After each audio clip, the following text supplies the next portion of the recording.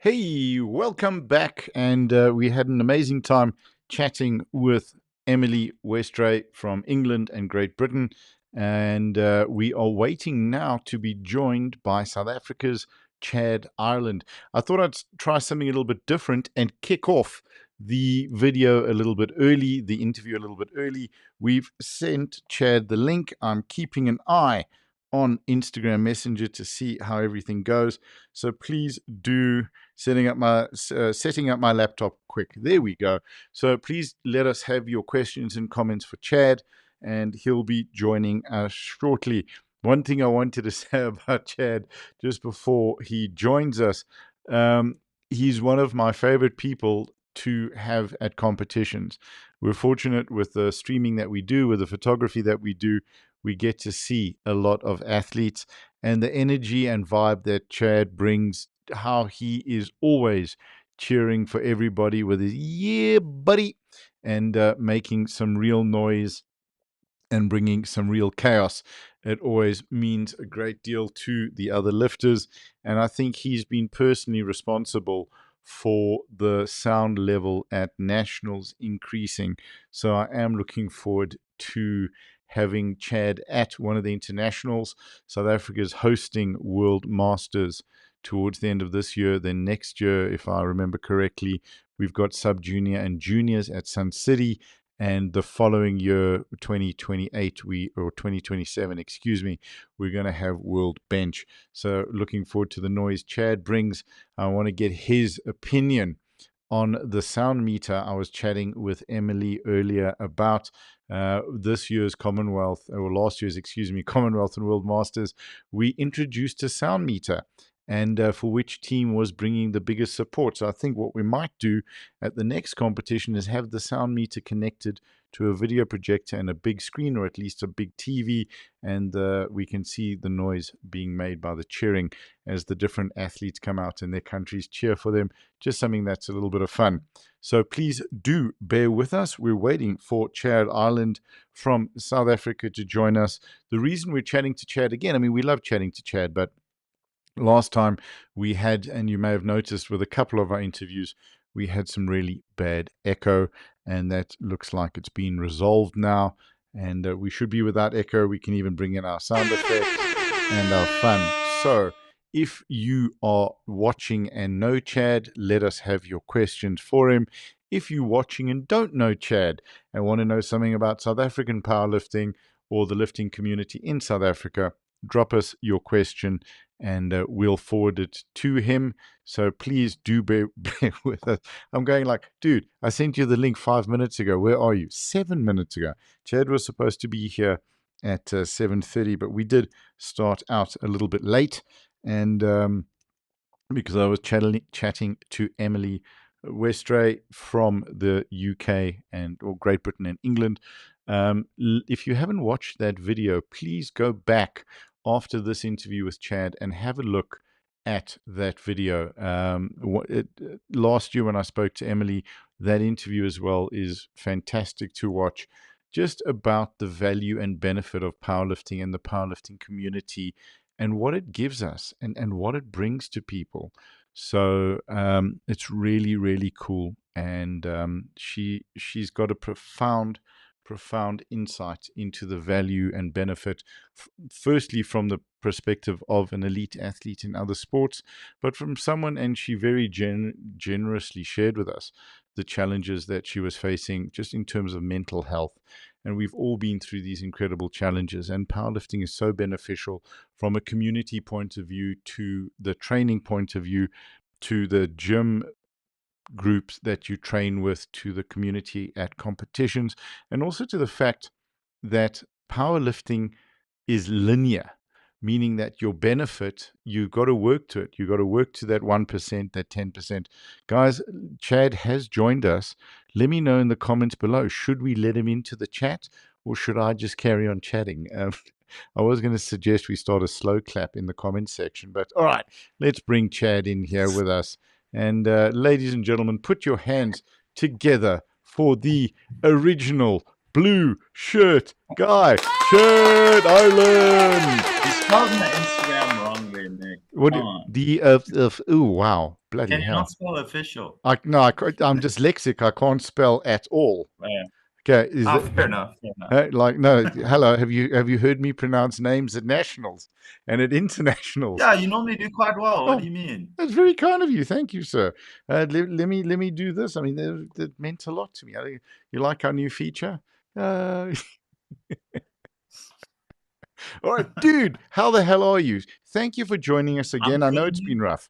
So yeah, how you doing, Chad? Sorry, you go for it. I'm good, thanks. How have you been, Nick? We have been very good, very chuffed. Got Things have been working really well with the streaming. We've started streaming three new sports or three other sports, and Yeah, no, I saw you had arm wrestling and stuff there. yeah, arm wrestling. We're going to be doing the strict arm curl nationals and WPC nationals as well. Okay. And so that means a lot. And we got clearance from the IPF. Heather was very kind in assisting me, just getting confirmation that we can do that because I'm an international Cat 2 Yeah, ref, coach and athlete, and they said that's fine. It's income, it's livelihood, and that really helps me because with our guys are all through the development academy of Emet Academy, and the yeah, more work we get, the more I can pay them. So it makes me very happy. yeah. Sorry, we've got a comment here. Failed on your second attempt. Was that basically my? Uh, there we go. Someone commenting on my spelling. Thank you so much, Mr. Nika. Uh, Can you see that? Okay, if I just want to bring it to the right side. Failed on the second attempt. uh, You got nailed on the third attempt, or you're out of this meet, Nick. Okay, well, thank you for joining us, oh, ladies and gentlemen. Have a good night. we, we're we, done already. we're done already. Okay, geez. Yeah, I know. My spelling and my name pronunciation is getting me famous. Okay, how you? That's okay, Yeah. man. So official. Yes, there we go. What official? Yeah, I know. There's no U in official. Yes, I know that now. Thank you. So not only can I not Sorry, I spell also like completely, sometimes struggle to spell official. Don't worry, yeah, Nick. but I wanted it can to we at least let originally Chad do some talking, guys? Please, be Chad, the just floor is blue yours. shirt guy, Yeah. What? but then it was already taken. Okay. Uh, oh, come on. Oh, what happened there? You froze. All right. Blue shirt guy was already Yeah, taken. yeah, blue shirt guy was already taken. Some person in like 2012 made it their Instagram handle. So when I wanted to change my Instagram handle to blue shirt guy, it was taken. So then I was just like, you know what? I'm the official blue shirt guy. So, By the way, so then, thank you, dude. I've still spelt it wrong, by the way. I'm getting comments here. Can you see that? There's an I missing. ah, All right. yeah. We'll See, fix I it. can't even see you. Okay. We'll fix it up. There we go. Okay. Thank you so much. Oh, okay. It's still wrong at the Damn. moment. Haha, you're missing the I. Okay. Got it. Yeah. Thank you.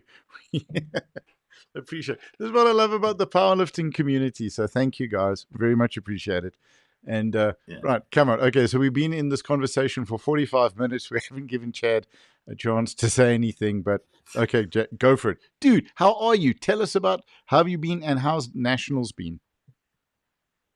So yeah, training's been really good. I mean, nationals obviously wasn't what I wanted. What going in wanted a 700 total. Unfortunately, didn't get that, so I won't be doing Africa, Asia, Pacific. But yeah, training's been going really well. Haven't tried to like overshoot or anything since SAs. So yeah, my prep's going really well at the moment. Currently prepping for the Barbell Bullies comp that's happening on the 22nd of August, which I'm really looking forward to, hoping to add another 100 kg to the total that I did Sure. last year, Barbell Bullies. So, like every Barbell Bullies, I've added almost 100 kgs since I started powerlifting in 2023. So, 2023, I did 507 and a half. 2024, I did 600 flat.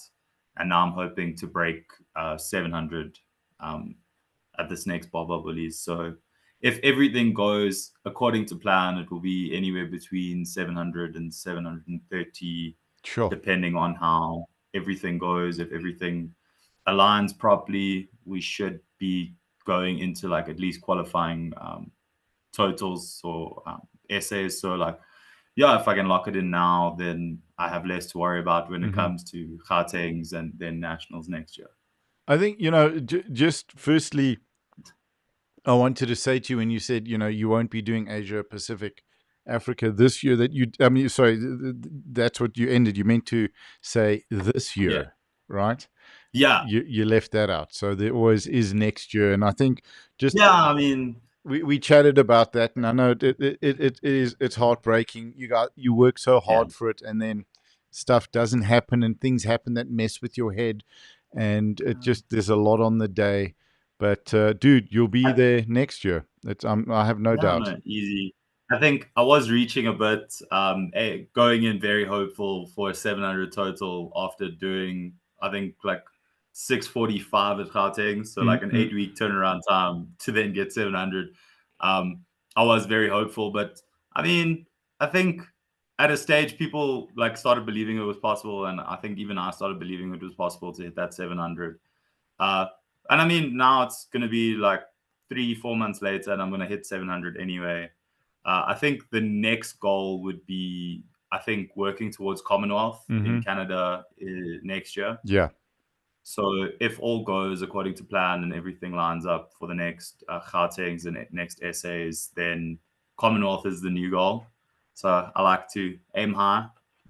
No, 100%. And, I just want to make a personal observation on what you said, where, yeah, it was a big number and you wanting to aim high and all of this stuff. But from the time I've got to know you and got to spend some time with you at competitions and get to see you at comps, that's you. Hey, you go big in everything, whether it's from the numbers you want to do, even to the support that you bring. And like, you are a very special asset, Chad, to South African powerlifting and the powerlifting community, because you fire up a crowd.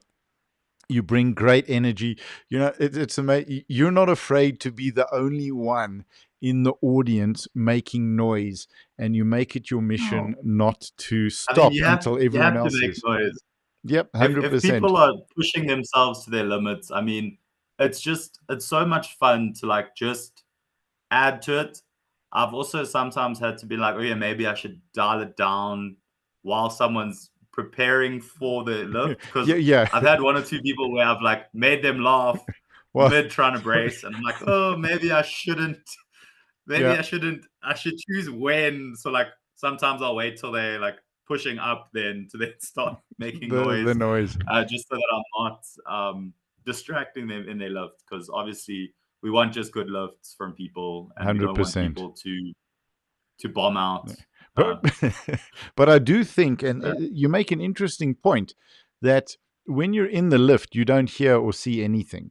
So if you are hearing Chad, it means you're not in the zone. So Chad's actually helping you prepare to be in the zone. So you yeah, should hear just zero I will Chad during we'll the keep lift. it as that. Okay. You're one of our secret training techniques. Yeah, 100%, So, 100%. last time we spoke, and I want to go back to the beginning of your journey and how you got started. Yeah. We had a bit of a sound issue which we've resolved, and so there's no echo. Yeah.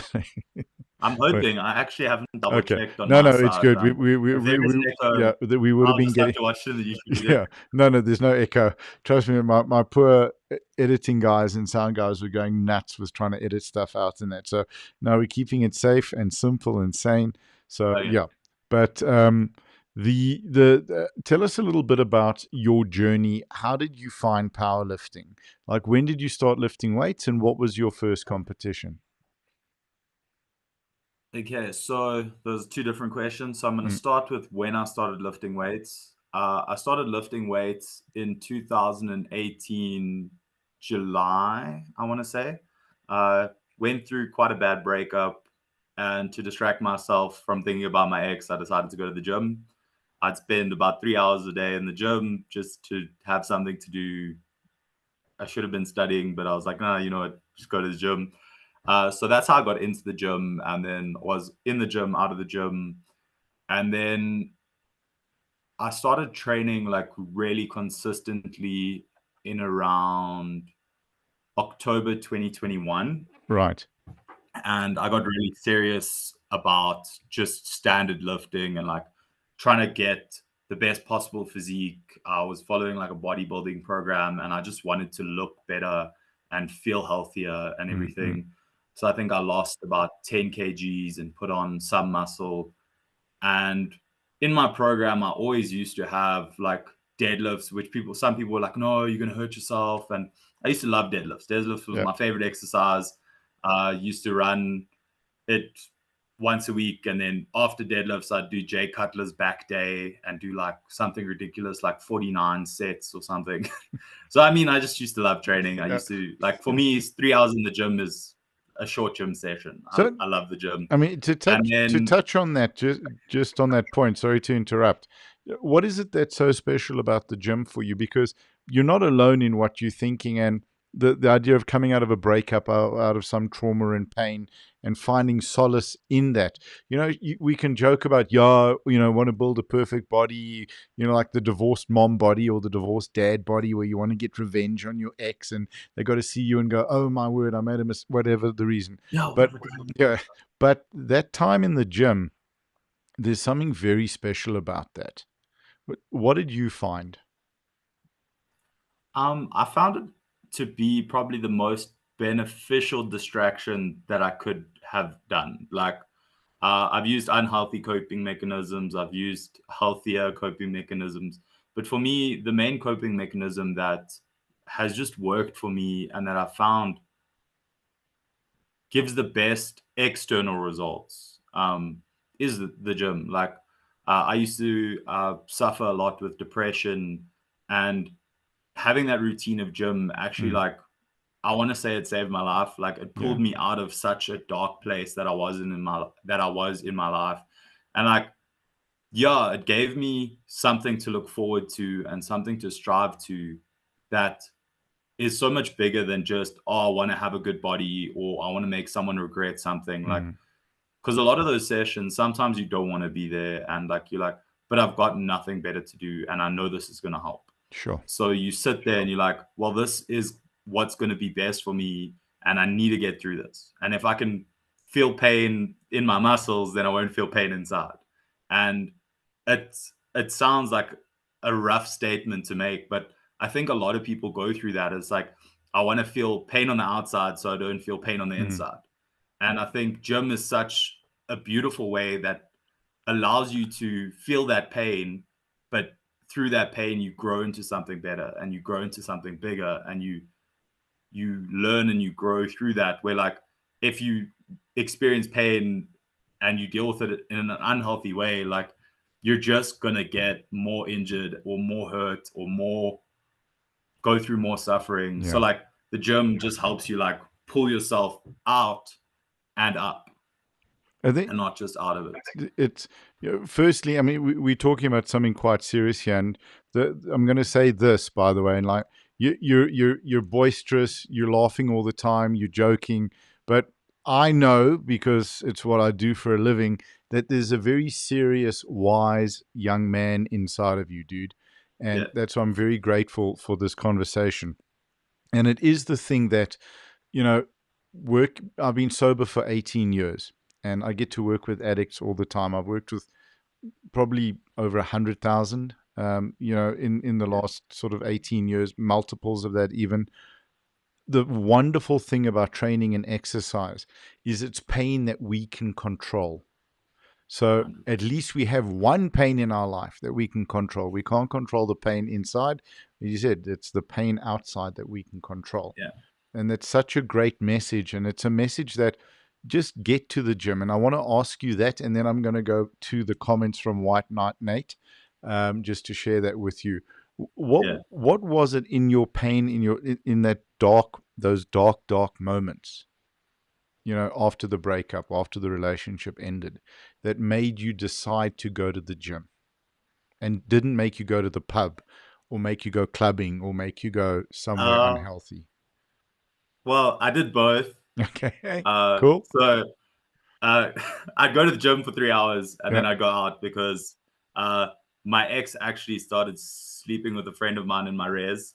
So like, she was upstairs, so I just didn't want to be in my own res. Okay, So I was sure. like, I can't study the whole time, and I mean, I can't drink the whole time. So I Mm, I started going to the gym. Okay, but that's still a good move, because I didn't worry about not being able to drink the whole time, dude. Profound, I suppose. Yeah. I think, Mm. Oh, I think we lost you there for a sec, Chad. You okay? Are you with us still? yeah. Okay. So Um, carry on, please. Sorry, I think Mm. it's a bit frozen, but I'm still here. Okay. Yeah, you're frozen, but we've got you on audio. That's cool. Wait, Right, you're back. am I back? Yeah, you're back. So when you said you were Okay, frozen, I perfect. was going to say let it go. Um, That's a very good soundtrack. Don't hate on Frozen. I think I've hit some PRs listening to Frozen in the gym. You, sir, have my respect. So on another level now. So you said, yeah, sure. Yeah, don't discount the fact that you decided to choose the gym as well as going out for a drink, Yeah. because I just chose going out for a drink. So I think at a stage before that, I was going out to drink, and then I don't know what happened necessarily, but if like a switch flipped where I was like, I have to earn my right to go out. So I Mm-hmm. was like, I have to be able to gym for 2 hours so that I'm allowed to go out. So then I'd train just so that I could also go out. No, but that's phenomenal. Like that is that's an expression of self love, of self value. That, like, I need this, Yeah. I want to do this, but hey, I don't know. I've got to have some good as Mm. well in my life. And But I think getting started helped, like that dopamine release that you get from training, mm, like it does help. So I mean, if you feel good about yourself after you've gone through a really hard gym session and now you've got more energy than what you started with the gym session, and you're like, well, I just did all this stuff, how am I not more tired? And you're actually like filled with endorphins and you're like, I'm so excited, I want to go do yeah, yeah. stuff. Like I think it starts like changing how you feel about the gym. Like Mm. I've told people, it's like learn to fall in love with the gym, and then it won't feel like a chore. Like a lot of people are like, oh no, I have to go gym for 45 minutes. And I'm like, why are you gymming so short? And I also, like, I forget that there was a stage where like people just gymmed to get that session in Mm. and they were seeing results regardless. And I was like, well, I like the gym. I'm going to chat nonsense to the other people at the gym and I'm going to work out for 3 hours and I'm gonna be tired, but I got nothing better to do, so Happy. why Well, not? yeah, 100%. Just before I fire off the next question, White Knight Nate's been very kind to send through several comments, and let's go through them. So it's on Instagram. We can't post them onto the stream. But first off, he says, and what would you think White Knight Nate's first comment would be? That he loves me so much. Okay, so oddly No, I enough, don't. that's the second comment. The first, See, I was close. the first comment is, yeah, buddy. Ah, Come on. see, last time we were on Mm, this chat though, I said yeah. it really loudly, and then you said I hurt your ears. Yeah, So yes. I'm trying Okay, to hold like, on. Ready and go. yeah, buddy. There we go. I'm so glad I took Honestly, those off. Whew, excellent. So thank you. There we go. And then he says, you brighten up any room you walk into, brother. So keep it going. The sport needs you. There you go. So I think that sums up Nate.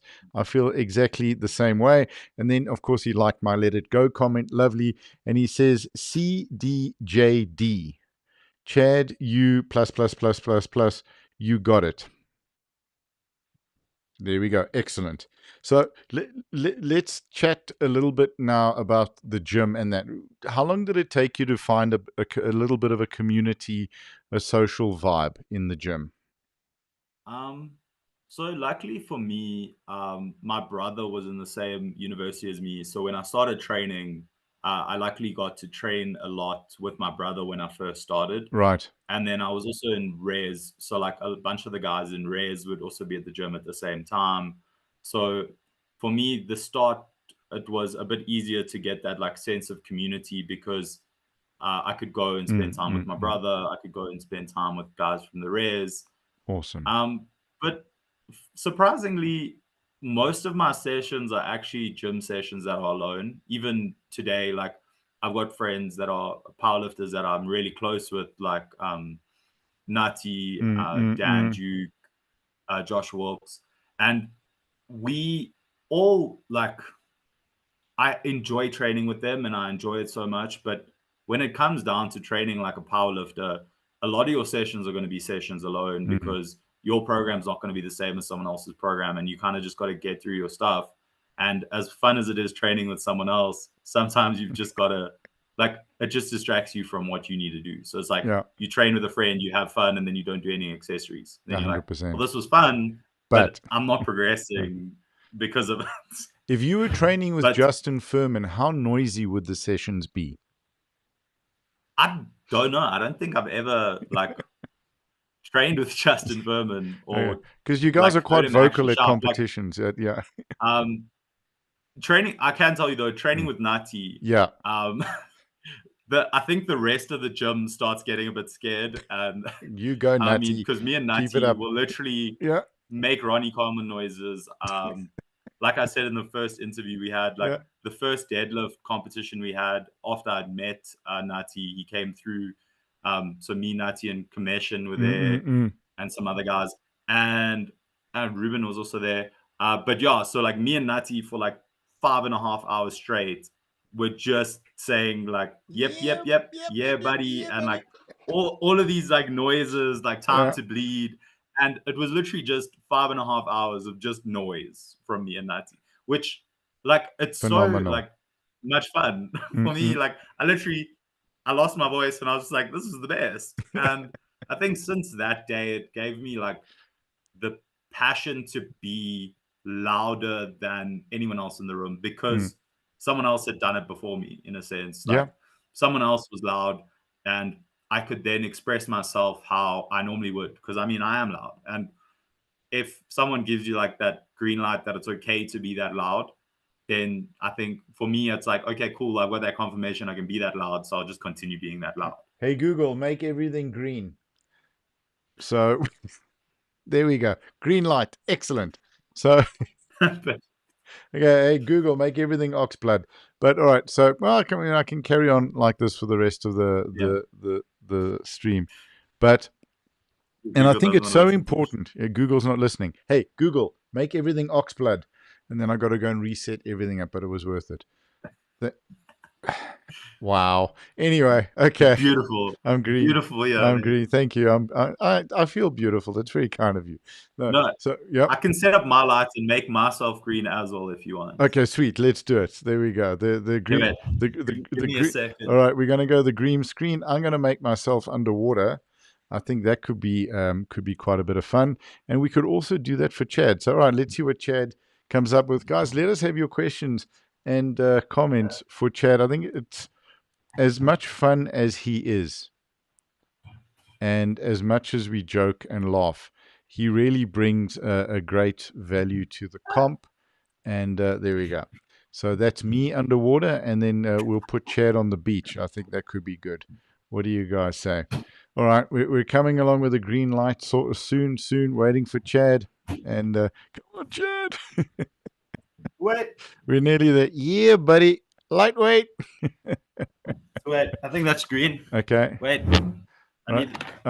Let's see. We can switch you up to green, and then we actually are going to go. There we go. Beautiful. Got it. And let's, we're going to get you in there now. Let's get you. That's very cool. Nice. Hey, sweet. All right, we're both green. There we go. Wait, I've made you completely. Oh no, I've made myself blue now. Okay, we can work with blue. Blue's good. Blue's also a good color. Hang on. I don't know if anyone can see you. Have I made Chad too green? Oh, holy. No, you've made me disappear here completely. Yeah, all right. Sorry. We'll bring Chad back. We'll bringing Chad back now, slowly but surely, because it's not coming up on my my display. But there we go. All right. Okay, cool. Ladies and gentlemen, let's give a big round of applause to a green Chad Ireland. I think we need to take ourselves out of the water. Yeah, let's go out of the water. Boom. Right. Chad's back, ladies and gentlemen. There we go. Okay, so I'm going to take myself out of the water as well. What I wanted to ask you was, share with you first. Hey, Google, make everything red. Let's try that. As an athlete, there we go. Okay. As an athlete that it's difficult stepping onto that platform when it's dead quiet, when you've had people cheering for you, right? So it is. You understand how beneficial it is. And, especially for the heavier guys, because We, you Mm, know, everyone's tired. It's been a long comp. Maybe people are there, less people are there, and yeah. there's not that much support. So, yeah, like, what does the noise mean to you? I mean, like I said in our last interview, like when I came out for my first squat Mm, at SA's last year, and it was crickets. I could literally hear a pin drop at the back of the hall. And for me, that was so like jarring because I'd never experienced that before. And that like made the stress of the day sure. Yeah. so much worse. And yeah, I mean, I almost bombed out on squats. And I think not having like that encouragement or that cheering or hearing that like someone is there, um, it like it scares you if you're a new lifter and if Mm. you used to either having music when you're on platform or music when you're training and then it goes to like dead quiet. It. It's Yeah. really difficult. So I think having that noise to kind of relax you and put you back on earth when you like so like stressed on the inside that something just pulls you back. It's really, I think, it is something that's important. 100%. And it takes a lot of courage to make noise in a quiet room. Everything that we've been taught as South Africans, okay, maybe not as we're not Americans, but we're not British, so we're somewhere in the middle, and it's incredibly valuable. And I think what we're going to start to see is a lot more buddies popping around the competitions and going Yeah, for it. So tell for us about sure. your first powerlifting comp. What was that like for you? So the first comp that I ever did was Barbell Bullies 2023, and it was a lot of fun. Like I wasn't gonna do it. I wanted to be stronger before I started like Mm, powerlifting, and Sean Britt actually convinced me that he was like, "Nah, just come do it. It's a fun comp. Like, there's no pressure. There's no weight classes. There's nothing. Like, it's just a fun comp." And I was like, you know what? Let me see if I enjoy the vibe and enjoy the people and see if it's something that I could get into. Because at that point, I'd already done some CrossFit stuff. I'd mm, been gymming, I'd doing standard bodybuilding stuff. So I was like, let me see if this is a community that I could get involved in. So went to the Barbell Bullies comp, wasn't really sure what to expect. And I came out there and it was a lot of fun. Like I didn't expect my squat to move as well as it did. I was like, awesome. okay, my plan going in: first lift, something I can do. Second lift, match my PR that I've hit in the gym. Third lift, we go crazy, and that's what I did. Yeah. And for my first squat, I think I did 150, 160. Then once I attempted 170, which I'd never done, and I didn't get the lift. They said it was high. I was like, nah. It looked into me. I looked at a video. I was like, ref, come on. But uh, I've got a Mm. history of squatting high. So, refs, if you're watching, And just give arguing me the with right refs on lift. social media. I, No. I didn't argue with them. I Oh, just made a post I'm just said, gonna stretch why here. would So, you but no, guys give yeah, this as a red light? yeah, I know. Because, And did you I like my mean, comment? it's, it's probably my most viewed reel currently. Well, most viewed reel in the last year. Like I Yeah. think I've got like 5,000 views or something on it. And I mean, Don't it's do it again because just to get views next time, okay? Because you're gonna be like, it's just it was just a little like yep, it's fun. back and forth. So it wasn't an up and down movement, in my opinion. So did you? But it Yeah, is what yeah, it is. 100%. No, no, for sure. But here, you know what my comment was to you on that, and we'll What? get back to things. So I said to you, that's because you're not a referee. And what I meant by that is this, and this is because I love you, dude. I mean, No, did you know? Did you miss? I can't I believe you missed my call. Hey, am a I referee know though. you are a referee. No, I know, but you. I was hoping for some engagement. When we have athletes, everyone becomes a ref, Yeah. right? The more No. so this is what I meant. The more referees we have, the more opportunities for a jury Yeah. and the more opportunities 100%. for you to go and question because you're perfectly entitled to go and question. You're perfectly valid to go and question. And we need guys doing the ref exams. We need guys standing up. I might have to take you to Cape Town, by the way, for the club comp on the 8th of August, 8th of June. Hey, June, hey? Yeah. if my flight's paid, I'm Yeah. there. Okay. We'll see. Oh boy, it's going to be so Um, noisy. It's going to be so noisy. That could be yeah, fun. it's gonna Yeah. be fun. What do you Yeah. mean? All right. Me and 100%. you, we Yeah. make nice noise There we together. go. Come on, dude. Absolutely. No, Uh, I just want to get kicked off the plane. I can like tape my mouth shut, and then we should be Yeah. good for a little bit, You, a few you hours. you know when you fly down, like I do often, like early morning trips down, and 6 o'clock flying to Cape Town, 6 a.m. flight, and you've got a whole bunch of guys on golf tour that are already piling into this. I'm waiting for you to go lightweight, but okay, exactly. So on that, like, it's just, firstly, it was a great reel and it's a good post, and it's a good way to start debate, provided people understand that they need to be fair to the referees and that Yeah, referees are humans, and that's the and thing. to be fair, the Mm, reason I initially questioned the ref in the actual moment mm, was I thought my bum lifted, and I just wanted confirmation that it was my bum that mm, lifted. mm. And then I saw the color of the lights, and I was like, "Wait, that's not that's Change not it. That's lifting." not yellow. But then Yeah, I was like, "Why is it a double movement?" And then I didn't understand because for me, I didn't feel a double movement. I didn't yeah. see a double movement, and I was like, "All right, cool." Not 100%. And good. Listen, if we can get people involved in the sport from those kind of conversations, that's absolutely phenomenal. You're getting bullied by a guy here by the name of White Knight Nate. I don't know if you've met him before. He says, That guy yeah, always bullying Chad, me. Chad, come and do our provincials, and we'll be lacquer to have you at Western Cape Champs. Absolutely. So, guys, I I'm mean, chatting with Chad. Maybe I'm we poor, bring him so down. if you guys can get me there, I'll be Yeah, there. I was going to say maybe we're getting Chad down for the club comp on the 8th of June, I think it is. That's in Elsie's River. And we're working on Maybe getting that. down there for that one, because not only do we want to be live streaming provincials, we want to be live streaming club comps, because that's where it starts, and Yeah, that's going to be a lot of fun. Speaking of club comp, I wanted to chat to you about the Barbell Bullies comp, because yeah, it's now 2025. I think this is the third year it's going to be run. yeah. Great vibe, great energy, an absolute blast, a lot of fun. How important are those kind of competitions to the sport? And then once we've discussed that, we'll move on to I we'll move on to talking about what the comp meant to you. Go for it. Yeah.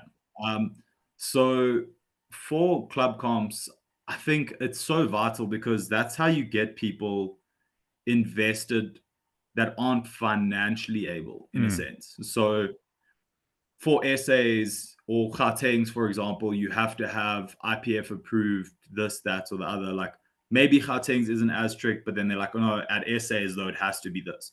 So I mean, sometimes people just want to find out, do they actually enjoy the sport? So yeah. like to have a comp where there's no pressure on wearing a singlet, what knee sleeves you use, if you're doing it equipped or unequipped, what belt you're using, it doesn't matter.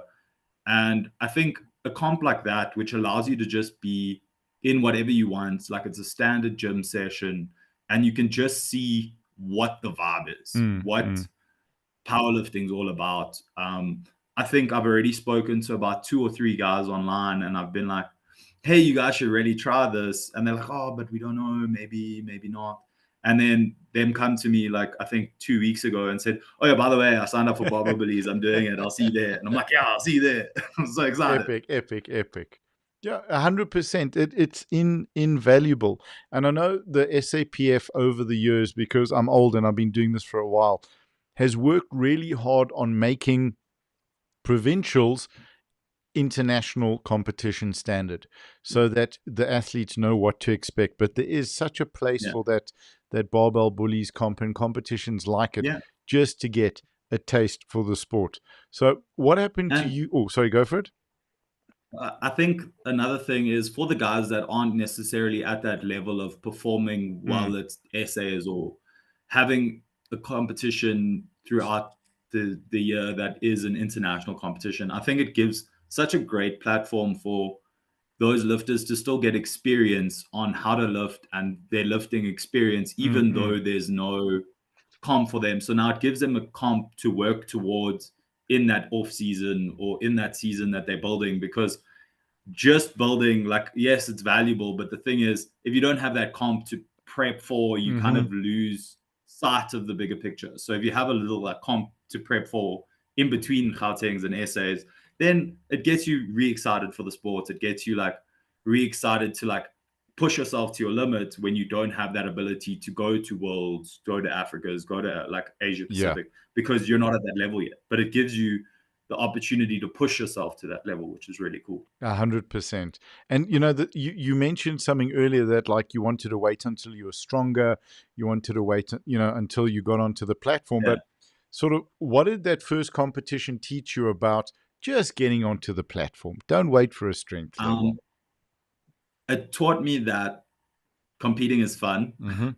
So competing is really fun. Like I really enjoyed it, and it made me excited during like my lift. So having someone like cheer for you, I feel like it brings out a lot more of your potential.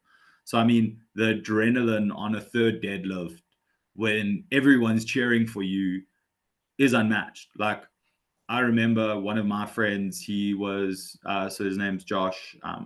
He was struggling to break the 300 mark on his deadlift. And I was like, dude, just compete and you'll get it. Like, it will come so easy, because like the adrenaline and the hype is so much greater in those situations that you'll just hit what you want to hit.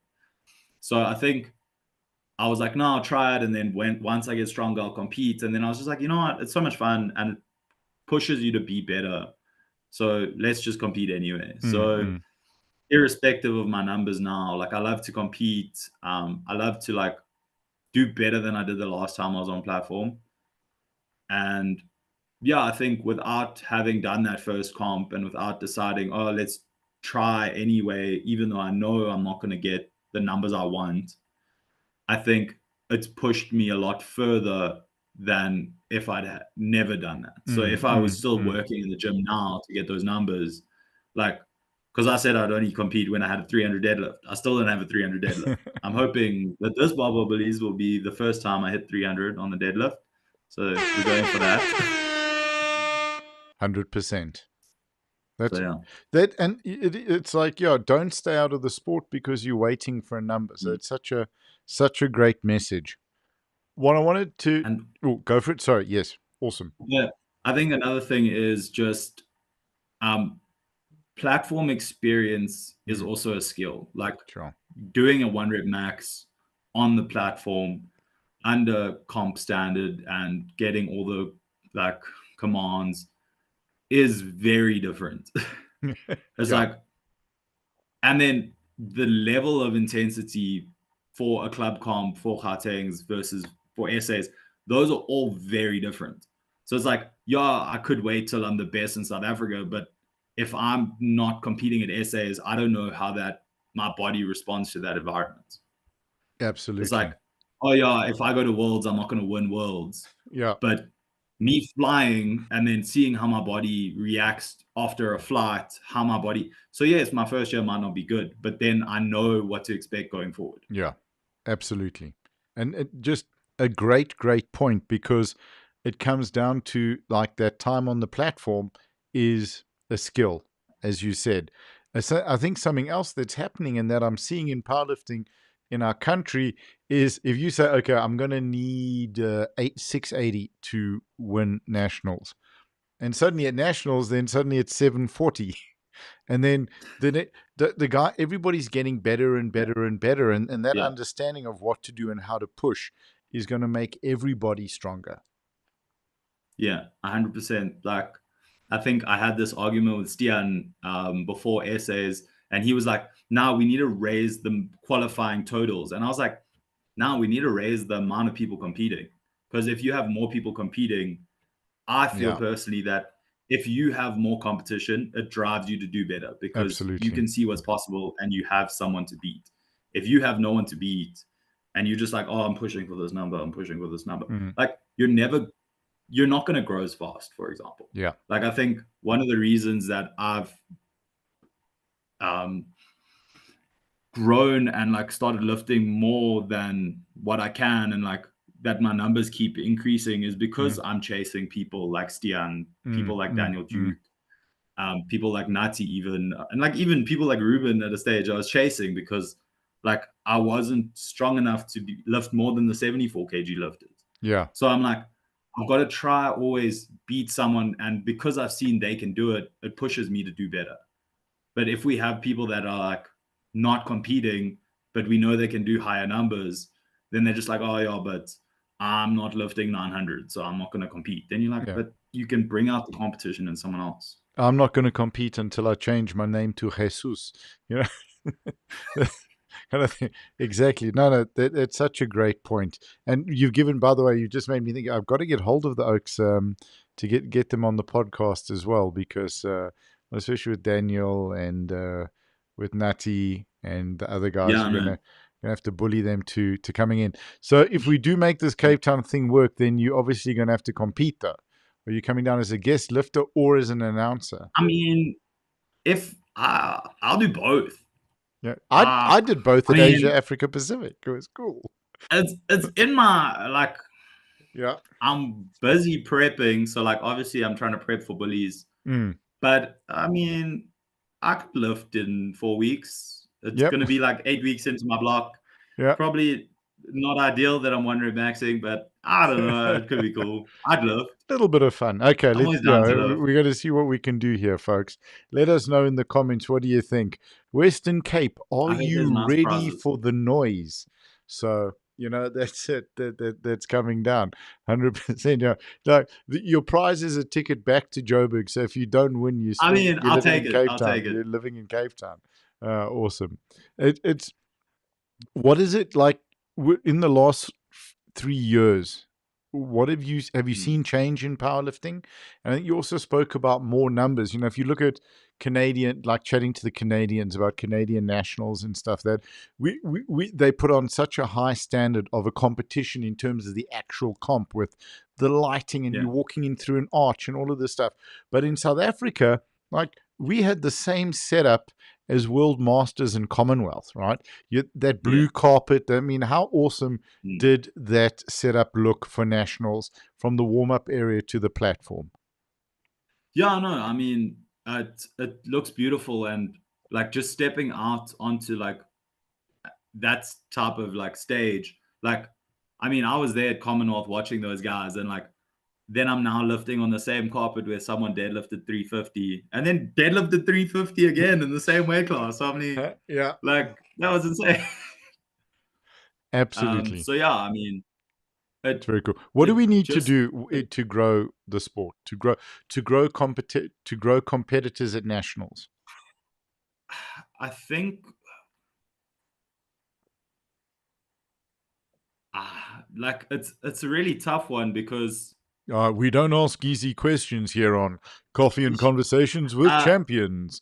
So, I hold think on. one thing that one thing that might Mm, make it more competitive and have more people invested is if the person that comes first, let's say the highest starts mm, for the comp, whatever, if their world's ticket was sponsored. Because a lot of the times, the lifters that come in, they're like, well, why must I fly from Cape Town to um, Potch to do this comp? Why must I drive from Gauteng to Potch? mm. Why must I come out if I know that I don't even have the financial aid to then come to go to Worlds? Or there's no point in me doing Worlds, or I'm never going to get Yeah. there. Like, I don't see myself like spending that financial responsibility. So I think one thing that would potentially make it more likely that we'd have greater competition and greater people pushing their limits is if you say, cool, that top spot, you're guaranteed to go to Worlds and we'll pay for it. Mm. So, Um, firstly, that's a very, very good point. I mean, I actually love that idea, and because it frees up resources. To once you start, let's say the open lifter, right? yeah. Or or the lifter that has the best opportunity to medal for South Africa. So that may be Yeah. sub junior, that may be junior, that may be open, Oh, that may 100%. be master. What's Dan? Dan's a master 11 right Yeah, now. Master 5 or 4 now. I No, don't no, no. know. 11, Something yeah, ridiculous. 11, 11. No, he's near Master Yeah, 5 I now, think. yeah. So he's Master 700. It's amazing. Um, Yeah, no. so with that, it's a great idea. Obviously, it's where do the funds come from? And Yeah. that's, I've taken that on as not our responsibility, but Yeah. something that we want to get very involved with. I had a great chat with Dane Groenewald a couple of days Mm. ago. We're helping out a little bit with his golf day where we can. We'll take Yeah. photographs, and whoever buys the photos, that money goes to Dane, and Yeah. these different things. And I think you're going to see in the next 2 to 3 years, we're able to bring in funding and do stuff for that, because it is a great idea that, if you're spending the Yeah. money locally, then it goes. And then we've got a very, very special thing. I've just cleared it with Hani, that it's cool to do. We're going to be launching something very special in the next couple of weeks, whereby we're doing that as a fundraiser. It's going to involve our Okay. photographs, and we're going to do something kind of quite epic. Hopefully we can Yeah. get some sponsorship, because we want to put that into the sport, because once you Yeah. do get that, then it's going to make a big difference. So it's a great No, point. I agree. Like once you get that global recognition and you get those people pulling in big views, Mm, big numbers, like it creates, I suppose, more hype, but like that hype needs to come from somewhere. And yeah, unfortunately, I think financial is one of the hardest things, and where like to find where that money comes from no, is for tough sure. because I Yeah. mean, there's so many expenses in powerlifting, and then like as athletes you see, okay, you're paying this much for a comp, you're paying this much for this, and sometimes you don't see what's coming from the background, and you're Mm. like, oh, but where's all this money going? What can it be used for? Can this money be used for something else? Well, yeah, um and the, yeah. I think so. Firstly, there is no money. yeah. You know that's the bottom line. And I think, like, just, No, I was in Cape Town earlier this year. Went down with Hani and to look at venues and stuff for the World Masters, and like all of the like, it was such an eye opener for me to see the money that he has to lay out, yeah, not even knowing the numbers that are coming out. And for us, what we're yeah. wanting to do is get in sponsorship, for the podcasts, get in No, sponsorship for the 100%. comps, so that we can start It's to like put money into the pool. Yeah. I know it's nothing like big, but like yeah, sponsors are like I think the bread and butter of most sports in South Yeah. Africa because there isn't necessarily government funding and recognition for the sport. So to get an external Mm. company or someone to like Yeah. give it a chance, I mean, I'm potentially going to get Switch to sponsor 1 or 2 cans per lifter for the Barbell Bullies comp. And it's Sweet. like, yeah, if we could get like an energy drink on board to be like, Mm. nah, let's sponsor the SAPF and be like affiliated in some way, even if it's just from a recognition point of view where they're resharing stuff or promoting lifters and Yeah. stuff like that. Because even small things can go a long way irrespective. So if you get big companies willing to put their name behind someone, it could Mm. create momentum for that individual, that athlete, to grow the sport, irrespective of how much financial aid they're providing for that person. 100%. And it starts at grassroots level with, like you're saying, okay, we're going to see if we can get sponsorship of drinks for the, you got a thumbs up, by the way, there we go on YouTube, absolutely. That, it's you're stepping up and doing, and not just sitting back and saying, well, why is it Yeah. not being done? So these are the things that absolutely have to happen. If you can get that to happen, let us know. We're going to stream the Bullies comp. We're probably going to do it Mm. silently, because of Okay. the music is such a Yeah. part of that Yeah. competition. But let us know, and we'll run ads for them with pleasure. We'll Okay. chat to I'll them. talk to We'll them. run some ads. We'll get them some exposure. Basically, Cool. we're very, very happy to do that. and Cool. Yeah, to I've help got a the few brand. contacts there. Yeah, See if that's it. And we can chat to them, maybe for get sure. some stuff going. No, 100%. With any of the brands that want to get involved, people need, like, Yeah. we're happy to help give the exposure. And one of the things that works really well is running specials with codes. We had that Yeah. a couple of years ago with I think a car company that was selling Oh, yeah. cars, and I think we had a code for them. I stand under correction. It was a while ago. Orla says, "Yeah, buddy, lightweight, big up, Chad, go top guy." Excellent. There you go. Um, So you're getting some love here. So for you, oh, this is what we just, unfortunately, Instagram give us, we've been going for 55 minutes. Instagram okay. give us, well, we waited like 6 minutes for you. I mean, I was chatting to the audience. We were Sorry, my talking laptop about didn't want to work you, with me. At all of least this. this time, There's my no, laptop didn't decide to die halfway through our yes, meeting. this is also true. But so no, Instagram give us an hour, so we got to push a little bit. I want to get Yeah. to a couple more questions. By the way, what do you Okay. think of us streaming the podcasts to Instagram and not just YouTube? I enjoy it because I think a majority of my followers on Instagram Mm, and people that know me on Instagram, so not a lot of them are on YouTube necessarily. So I think having that platform on Instagram as well, I helps mean, it grow. Yeah. potentially grows my Instagram. It potentially like allows exposure for me greater than just having it on YouTube. So I mean, YouTube, yes, it is great, and there's potentially Mm. more revenue, I suppose, that comes We from YouTube normally if you get that to grow. we've made 37 rand so far on Hey, from let's YouTube. go. It's not bad, hey? Yeah, I Hey, think how much have you made from Instagram though? It's probably zero. zero, correct. No, It's, we don't do this for the money. We do this because we love you no, guys no, and we no, love the sport. I agree. We're eventually going to have Uh, to do this for money because if I keep this up, I'm going to be in the 74s soon. Um, no, but just kidding. The one thing, by the way, so on the, I think the 14th, 13th, we're live streaming WPC National okay. Championships. And that Saturday, we will be live streaming WPC Nationals and the Strict Arm Curl National Champs. So, it's great when that happens, but we've had to go Mm, out and buy more equipment for this. So, what we may be testing at Barbell Bullies is the live yeah. streaming to Mm-hmm. YouTube and to Okay. Instagram, incorporating the scoreboard. So that That would be is cool. going to That be would be really very, cool. very cool. So we're actually going to be running two completely separate streams. So that's something that we're going to be Yeah, working no, on because I because, always struggle to see that scoreboard. So like normally I sit there on YouTube and pause so I can yeah, see the you see the scoreboard. scoreboard 100%. Absolutely.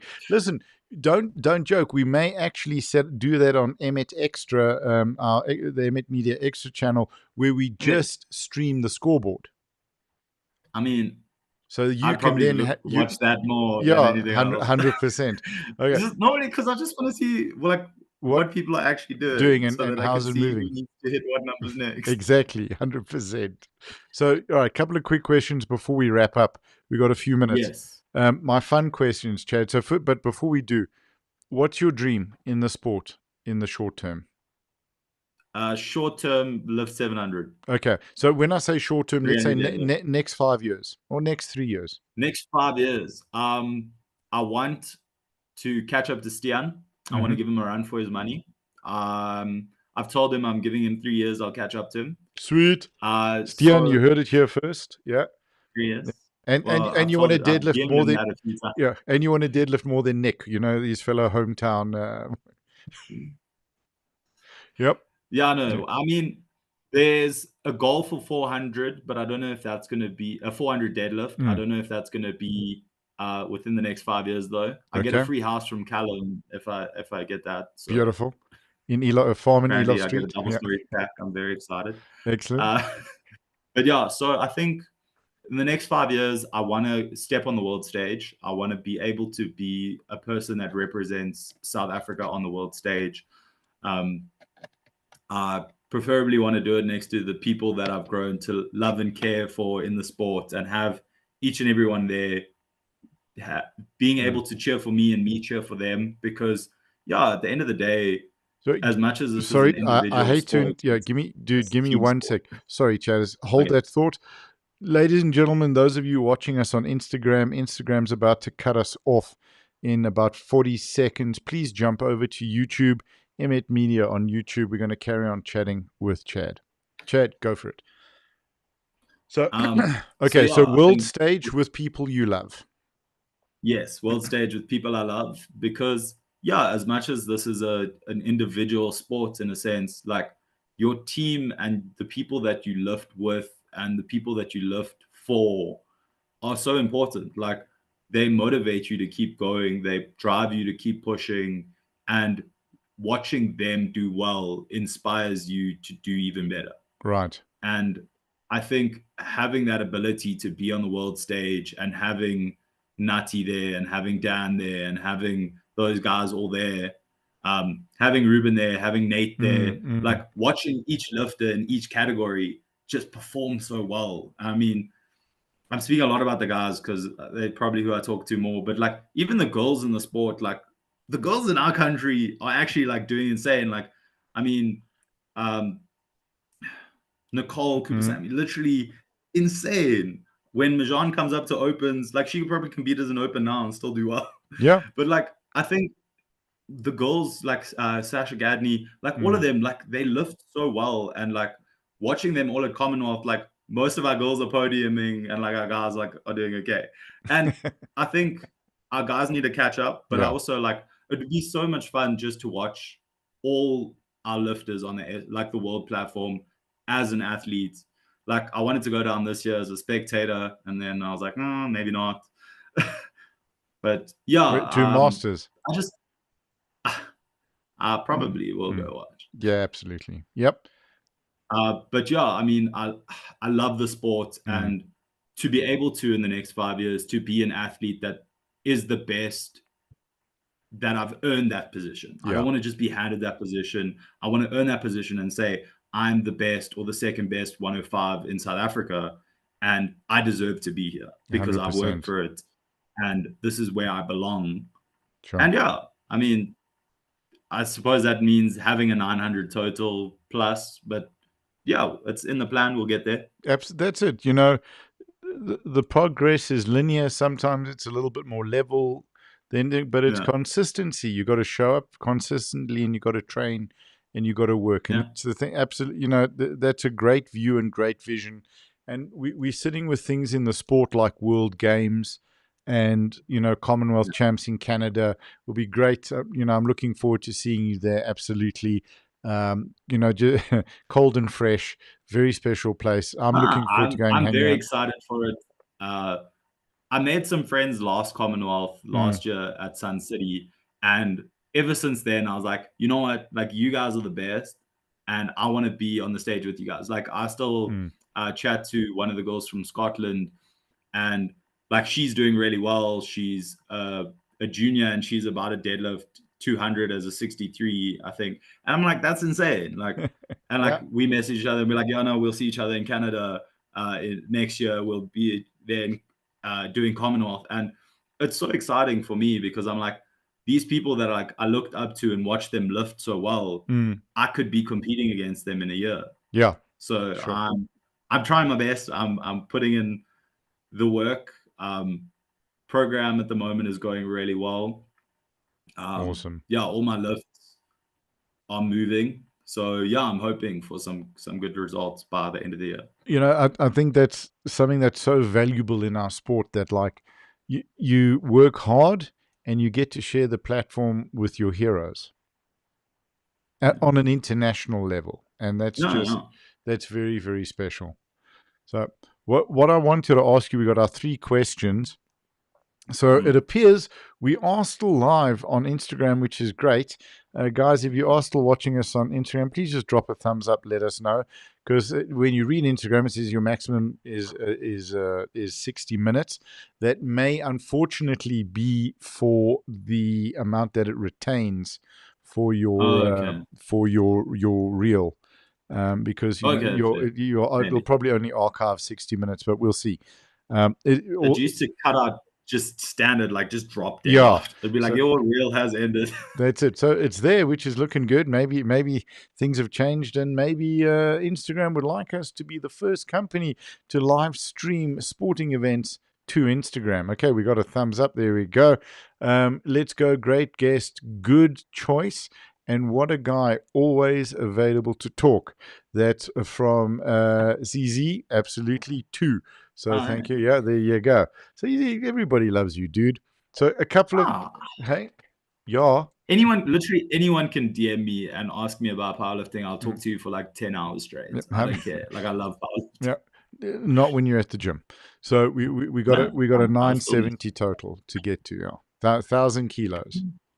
Not easy. Yeah, easy peasy. One day, love it. All right. So my 3 favorite questions that I love to chat to or speak to athletes about and coaches, because it's always amazing me. I get a slightly different answer each time. The first 2 are fun. The second one is a little bit more serious. What is your favorite? What do you love most about powerlifting? What's your favorite thing? Deadlifts. Okay, very cool. Yep. So I love the feeling you feel after a good deadlift. So I don't think anything can beat that feeling. And it's actually statistically like a fact, like there was a study done, the best cure for depression and like a bad like mental health is a heavy deadlift. Sure. It outperforms every other thing. It outperforms any other form of exercise. It outperforms any other drug. A heavy deadlift is literally the best thing for your mental state. Sure. And I think it's because of how good you feel once you get to the top of a lift. Like you just feel like so strong. Absolutely. You know, that makes perfectly good sense to me. That it's just, yeah, it's a big challenge. It's a fight. It's proving to yourself that you're capable of more than you believe in, and all of these wonderful things. And then there's all the physiological stuff that goes with it. A great answer. What drives you mad about powerlifting? Can I have more than one? So wait, I'm gonna go the bench press at national. No, that doesn't drive me mad. Okay, cool. Yeah, how many do you need? I think I need 2. Okay, cool. 2 you got, with pleasure. You can have 3 if you want as well. I'll see. I think one of them is people that don't want to compete until they're good enough. Yep, because sure. I realize how detrimental it potentially is. I think the other one would be. Ooh, sorry. There goes my light. No. Oh, now I'm red as well. I'm just pretending to be frozen. Okay, cool. So, yep. Okay. The other. So, for me, like a lot of lifters say they'll only do XYZ once they are good enough, or they're only going to do worlds once they've got a total like this. Or I know a guy who says, no, he's only going to do essays once he's got a 900 total. And I'm like, so now you limiting yourself and limiting the other people's ability to be good athletes because you feel like you're not ready. So like, it's a bit of a personal like pet peeve because like, obviously you should lift when you want to lift, like it's your life. But I'm like, could show, like you could inspire so many other people by you lifting versus you not lifting. So, you know it, and I'm going to say this speaking from the point of view as an athlete and as a coach, though primarily, I don't know anybody who has a coach that where the coach would agree with them that they don't lift until they're good enough. Any coach with experience and time in the game will say, get your butt on the platform, whether it's a club comp, whether it's a this comp, whether it's a that comp, just get it done. And I think so. Then get a coach, and if you don't have a coach, listen to the official blue shirt guy. Yeah. Right. So I'm with you. Yes, however you spell it. So no, with you on that as well, because you actually only you deny, and I love what you said, like you're denying people the opportunity to compete against you, but you're also denying yourself the opportunity to start to develop connections and community within this Yeah. incredible sport. Like, when it's cold and you're standing outside at the Elgro waiting to weigh in, and it's 5:45 in the morning, and you're hungry and you're grumpy and it's freezing cold, but you're hanging out with a bunch of big, scary looking guys who are all hungry and grumpy and just talking cuck and having a laugh. And when you Yeah. walk in there, you come there like everyone's like, "How's it? How you doing?" They're grateful to see you, catching up. That's what you're denying Nice. yourself. A wonderful community. Yeah. Great 100%. answer. Yep. What's number two? Um, I don't think I can say number two. I feel like I feel like I might get in trouble for this one, so I think Okay. I'm just not going to say. Come on, just say it. Um, Hold on, shall I mute you? We'll be like, I had a mute. Sonia, wait, hold on. We'll uh, make it rain. Okay, there we go. okay, so one of the things that I potentially disagree with that I think is hindering the sport, Mm, and yeah, it feeds into that thing with, like, I suppose there's no money, but as a ref in the sport, you don't get any financial, like you mm, don't get paid to even sit. So like you don't get paid 100 Rand, 200 Rand just to be there to ref a session. yep. And I feel like that hinders people from being like, oh, why must I go all the way there if Mm, I'm not even, like, I gain nothing from it and I've got to pay for accommodation, I've got to ref. And I think it limits the amount of people willing to be refs on the national platform because there is no financial incentive. And mm, yes, money's not everything, but even if it was something like, okay, if you're, because obviously everyone that's a coach should also be a ref. I mean, it's mm, part of our like bylaws and everything. So if you say, okay, I will allow your entry fee for one of your athletes per thing you ref, one entry fee mm, will mm, be null and void. So then you'll get a free entry for one of your athletes. So your athlete can still pay you as the mm, mm. coach. So then you're getting paid to be there, but it's then at the cost of the medal, the shirt, and stuff for that individual athlete potentially. So, So yeah. there's less of a financial loss from the SA side, Mm. but you're still getting the financial gain as a coach and then that incentive to be a ref at the SA platform. So I think, Because I think yeah, the yeah. reason that Mm, there's not enough, mm, there's not enough, I think, refs as well. So like you have to then be a club ref, then you've got to be a provincial ref for a year, and then you can only mm, become a national ref. So I think there's also that limitation to then we need more people to do the provincial refing. We need people then to then have that year, mm, and then we need people to then come in for that national refing.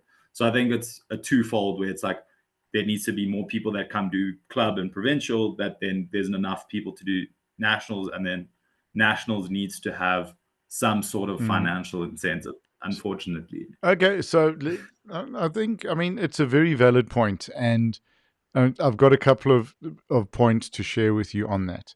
So I think, Yeah. firstly, the time frames, and when I started, you did your provincials and then you did nationals, which was, I think, a year, and now then I went to go do my international, my Cat 2, and then Yeah. I've got to wait 4 years before I can do my Cat 1, Yeah.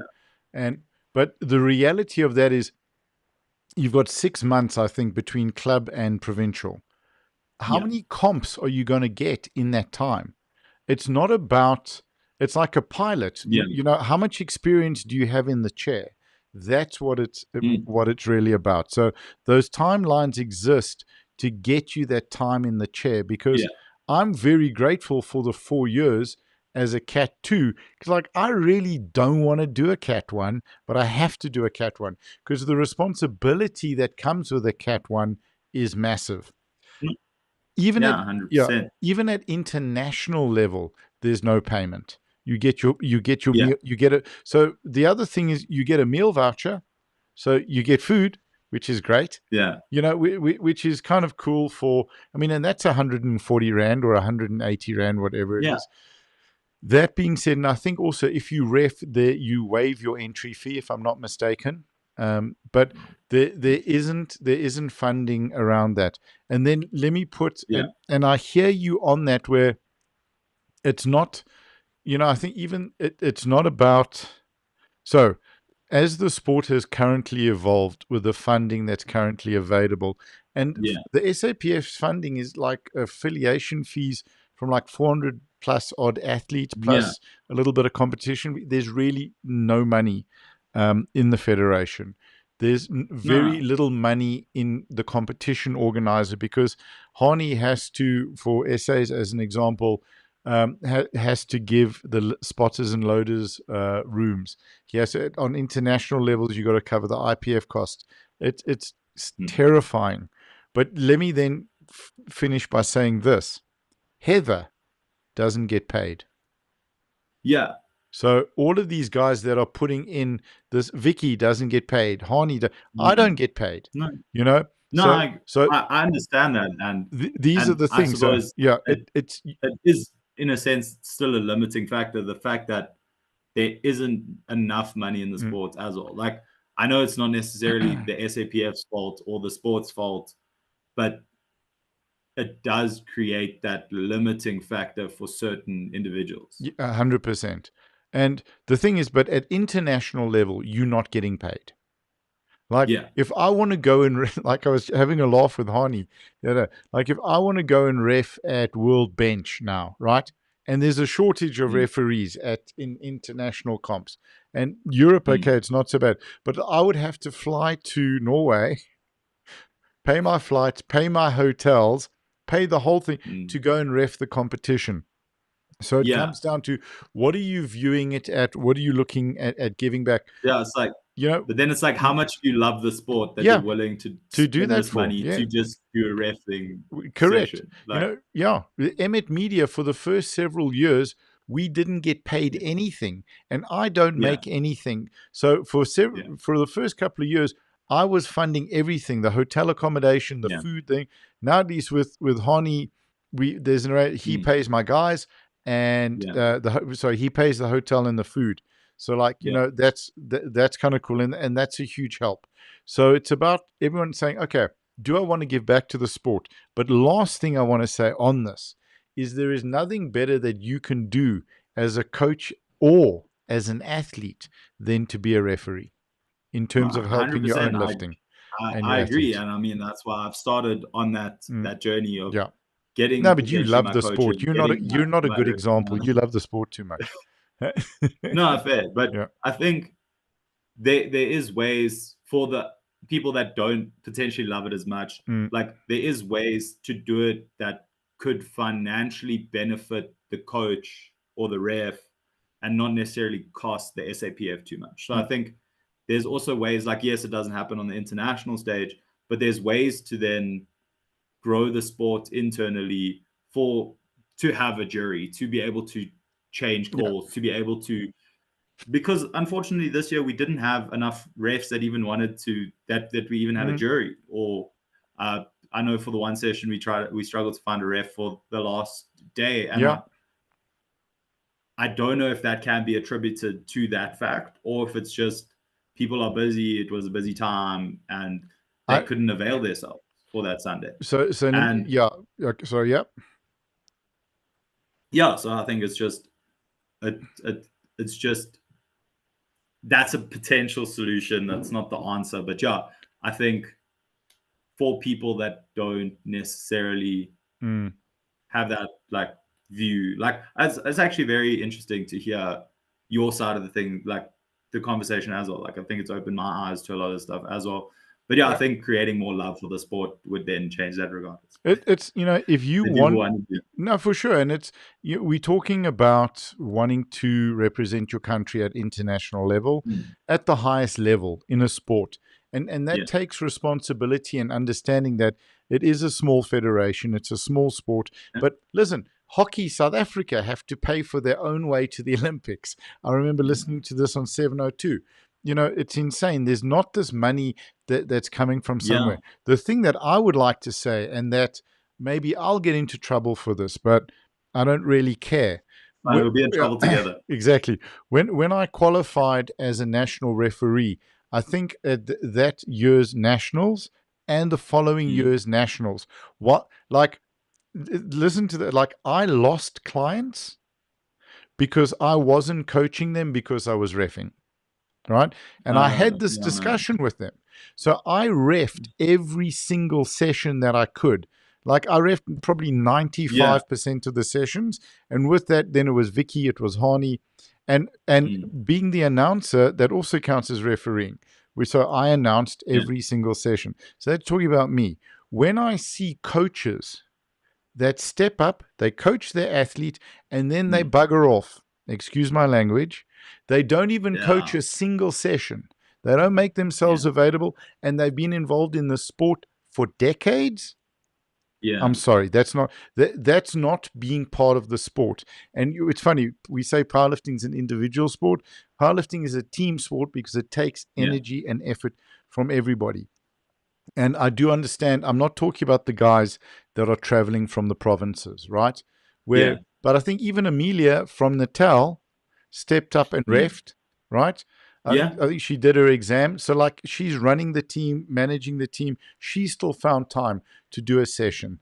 And that's the thing where it's, if you're going to coach, you should be Mm. stepping up and refing at least one session. And I hope SAPF gets stricter with this because, as you Yeah. said, the athletes are entitled to a jury. They're entitled Mm. to have the referees. And if we can't give them the remuneration because they don't feel passionately about the sport, they have to be able to, as the coaches, stand up as a responsibility. You see Hank on the Yeah. platform, you see reffing, Laura reffing, Megan reffing, Yeah. Chantel reffing, all of these guys that are running big, big teams, they're stepping up and reffing. So you can see I get quite passionate about this. It's Yeah. like it's and I would I think. love to be able to see referee remuneration, but where Hani tries to help is at least they get lunch.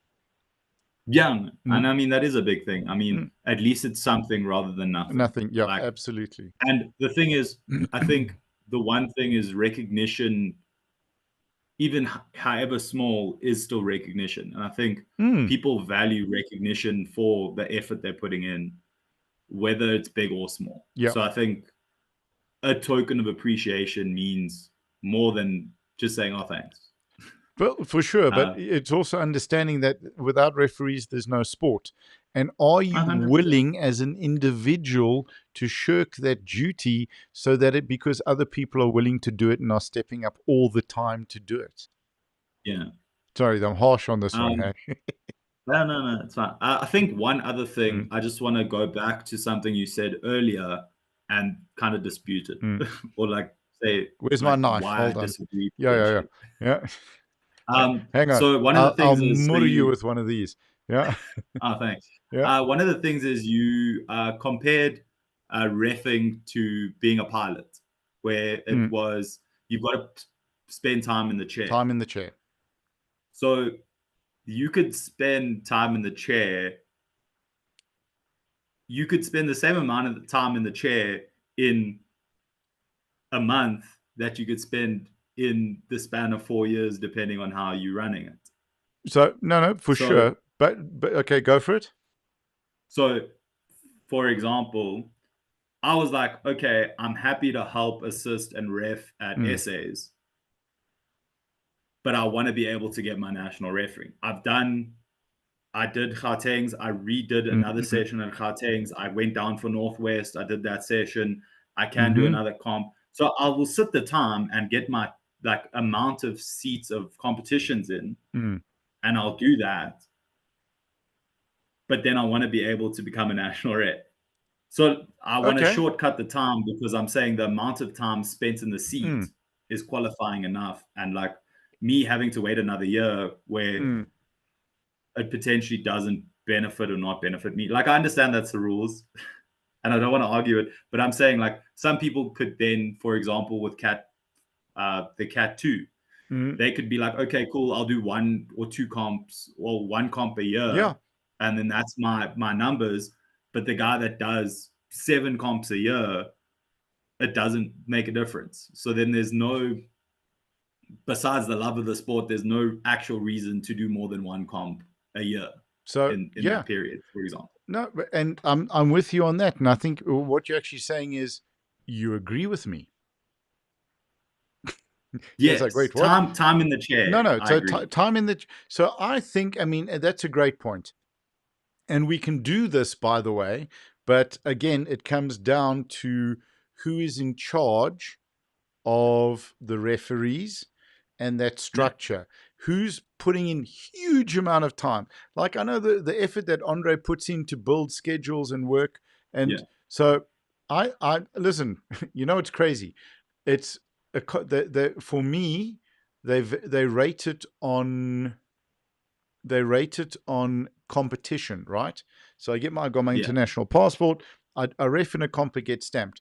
But when I in Hong Kong, for example, I refed, I think like 6 or 7 or 8 sessions, Mm. or even standing there as a TC in essays, like you're doing 10, 15, Only 20 get one stamp. sessions.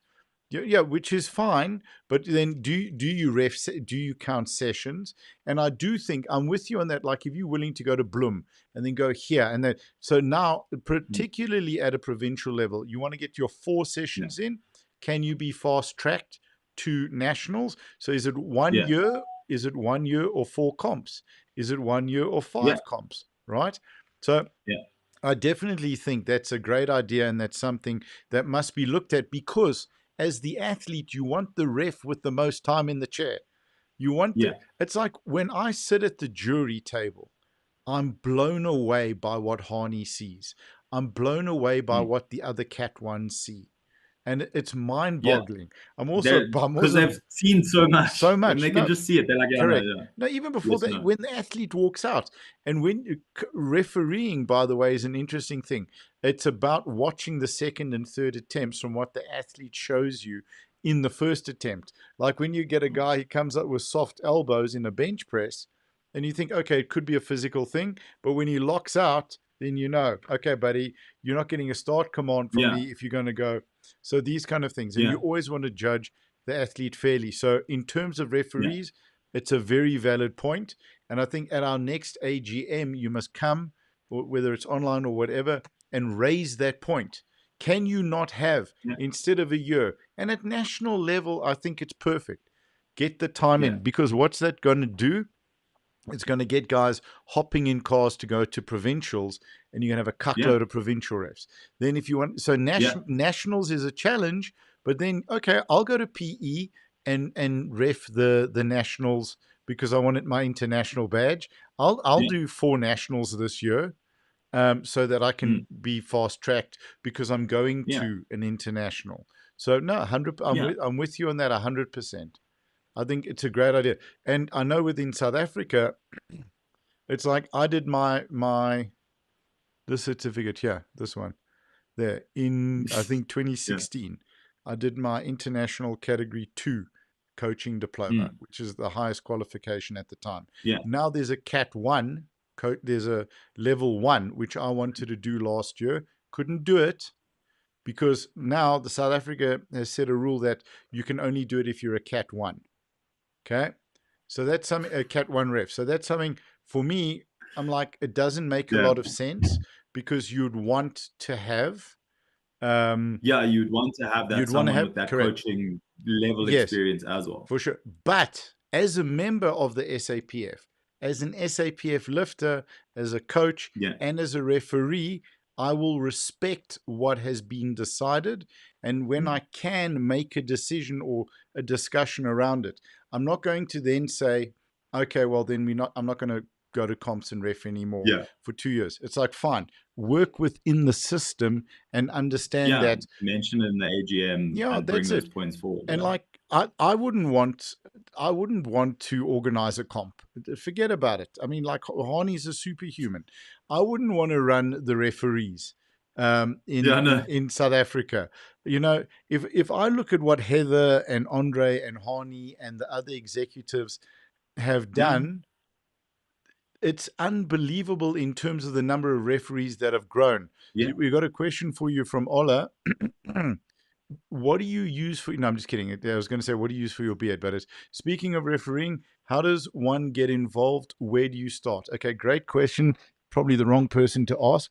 I think all very simple. You start at a club referee level, which something that makes me really happy, by the way, because we didn't have this a few years ago, which meant you had to wait for provincials before you could do it. Yeah. So you do a written exam, And then once you pass your written exam, which you will do at the competition, you then go and do your practical exam.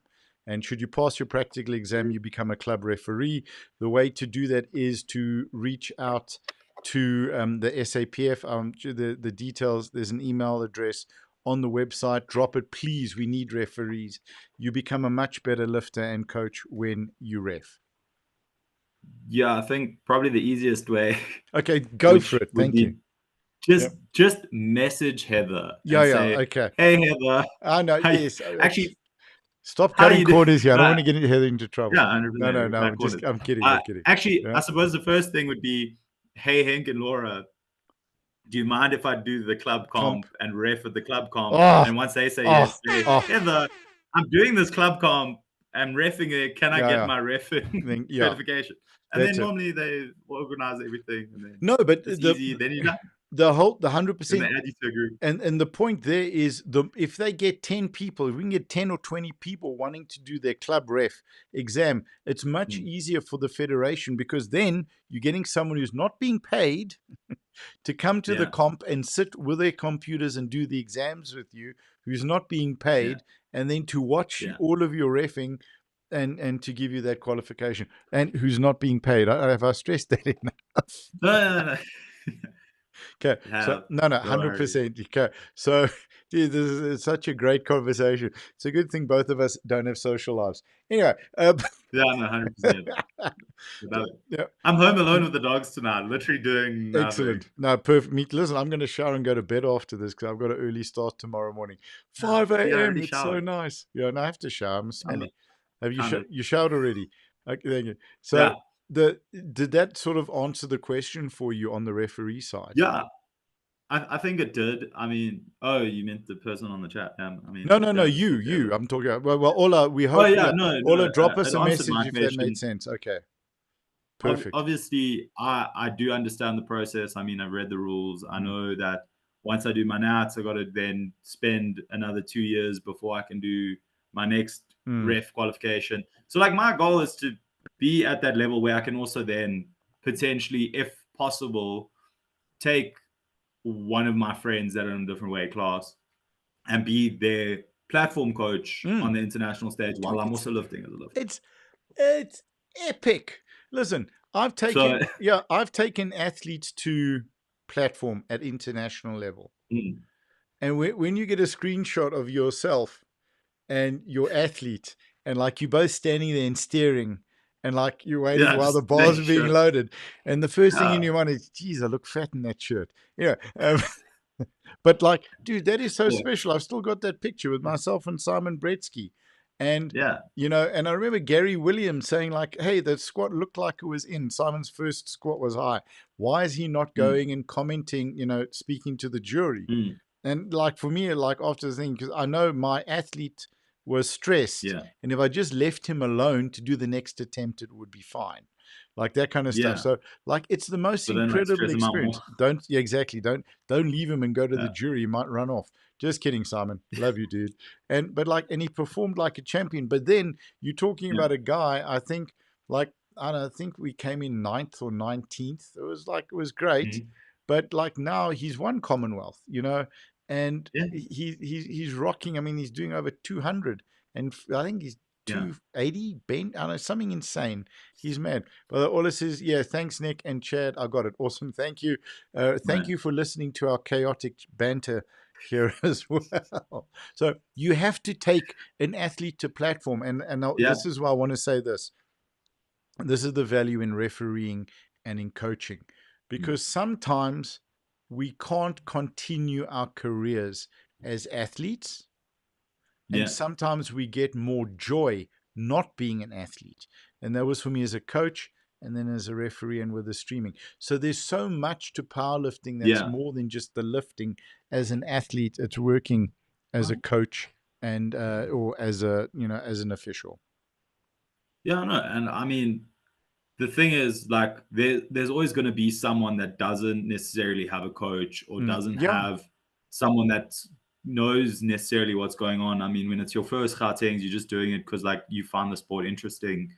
Like having someone there just to Mm. write down your things on that little slip of paper. Like when you don't know, like that starts stressing you out as like a lifter. Then you're like, oh, I didn't hand in my slip in time, and now Yeah. I missed my 1 minute, blah blah blah, and now I've only gone up by 2.5.